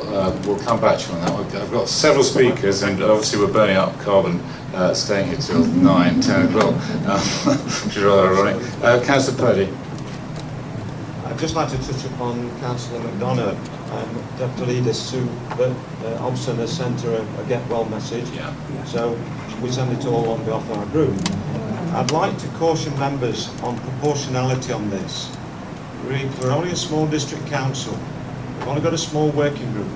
You can't overload that working group. We accept the priorities, we know the priorities, Councillor Chapman is well aware of the priorities, and there's other work, valid work going on in this area, as I explained earlier on from Mr. Braun's report to us. So let's keep realistic about the targets, please, and what this working group can do. We need to set targets, we need to achieve, but please don't overload the working group. Councillor Slack. Thank you, Chair. Yes, I'm not I think I slightly disagree with you, Gary. I think we should have a meeting in between the council meetings. So when the recommendations are put from the working group, it can then go to the council meeting, and then afterwards, in between again, it can then come back to the working group. I think that's a logical way to work it, really. Going a 4 monthly, I mean, the resolution is urgent. That's what we put down, urgent. Like, we've got to be urgent and we've got to be more proactive, and I think we're not being proactive enough in 4 monthly, 4 quarterly meetings. I think we've got to be more urgent. Thank you. So thank Councillor you. Bright. All I can say is let's get it moved and seconded, and then we can get the first meeting organised, and then we can start to address it, okay? We're doing a lot of talking tonight. I thought we didn't want to talk, we wanted action, so can we just get it moved and seconded, please? I've got Councillor Chapman. Thank you, Chair. First of all, I'd like to thank Sandra for preparing this report in the terms of reference. I'd also like to thank Sandra for, in her own inimitable way, calming... So, Councillor Chapman, are you moving the motion? I'll move it, yes. I'll move it. And I'd like to thank Sandra for producing this report and the terms of reference, and as I was saying, in her own inimitable way, calming my impatience and frustration at the glacier which is known as political protocol. We were given a very robust mandate on the 30th on the meeting by many councillors, and I tried to initiate something, but I was wrong, and I apologise. I was trying to shortcut, but I appreciated the importance and the urgency which is being brought out tonight. And here's where the emergency and where the urgency is. Since that council meeting on the 30th, carbon dioxide levels at current emission rates have gone up 0.15 of a part per million, when we have been not doing anything. Okay. Worst case scenario, we are now at a CO2 level of 415 parts per million. At the rate I've just stated, by 2030 it will be 435. It's scientifically accepted everywhere now that the level at which the world tilts into disaster is 450 parts per million, which will mean a global warming increase of 2 degrees C. And that's when things really get crappy. That's when the tundra melts and the methane emits. So on that basis, as it stands now, by 2038, it's disaster movie time. So that's how I rate the urgency of this. I'd just like to look at the title, Derbyshire Dales declaring a climate emergency. That's like declaring it'll either rain or go dark by morning. It's here, it's an emergency, it's happening. We didn't have to declare it, it's here, we've got to do something about it. I have been inundated by people asking me when it's going to start, what are we going to do? Believe me, as part of this group, I do not need the urgency of this instilling in me. I am fully aware of it. It's taking up most of my life at the moment, both professionally and with this council. I hosted a meeting of yoga. Now, don't have nightmares about me doing yoga. Yoga is the year of green action, and it was held at the Nightingale Centre at Great Hucklow, and the National Park invited the local environment groups to bring their presentations, to show us their showcases. It was amazing. There were community gardens. There were a talk from a carbon neutral village in Cheshire, and the people there were just so relieved and so gladdened that Derbyshire Dales are actually doing something about it. So, yeah, it is urgent, and we know it's urgent, and the sooner we get going, very much the better. Councillor O'Brien. Firstly, thank you to Councillor Hobson for the card to Elisa. I think that will be much appreciated.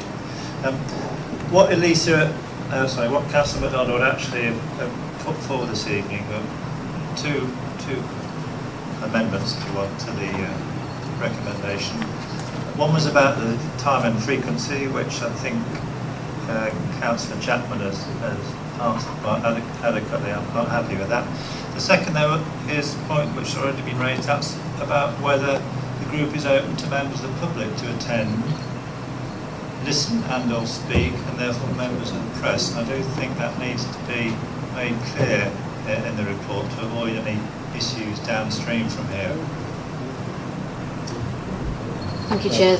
The suggested constitution doesn't allow access to the public or press to meetings of the task group, because I think to get it that dynamic feel, in talking to Councillor Chapman before doing this, certainly it's intention to be dynamic, to take on board the availability of members. So you'll see in the report that we provide a facility for same time, different place meetings, which means over the phone or by email for you to deal with matters quickly, without the burden of public and press meetings, but there's that procedural break to bring back important decisions to this council so that you can be fully transparent and so that the public can hold you to account in that way. But I think speed is of the essence and flexibility in operation of the task group. Councillor Atkin. Yes, Chair, I'll second the recommendation as set out in the report. I can't speak as eloquently as Councillor Chapman can, but I echo all the concerns he's raised, and hopefully now we can move on and start making a difference. Thank you. I've got nobody else on my list. It's been moved and seconded. All those in favour, please show. Can we just have the leaders just give the nominees I need the nominees from the Labour and the Green group, please. Or give them to Sandra at the end? Yeah. Is that all right? No, if we know them. Do we know the Labour nominees?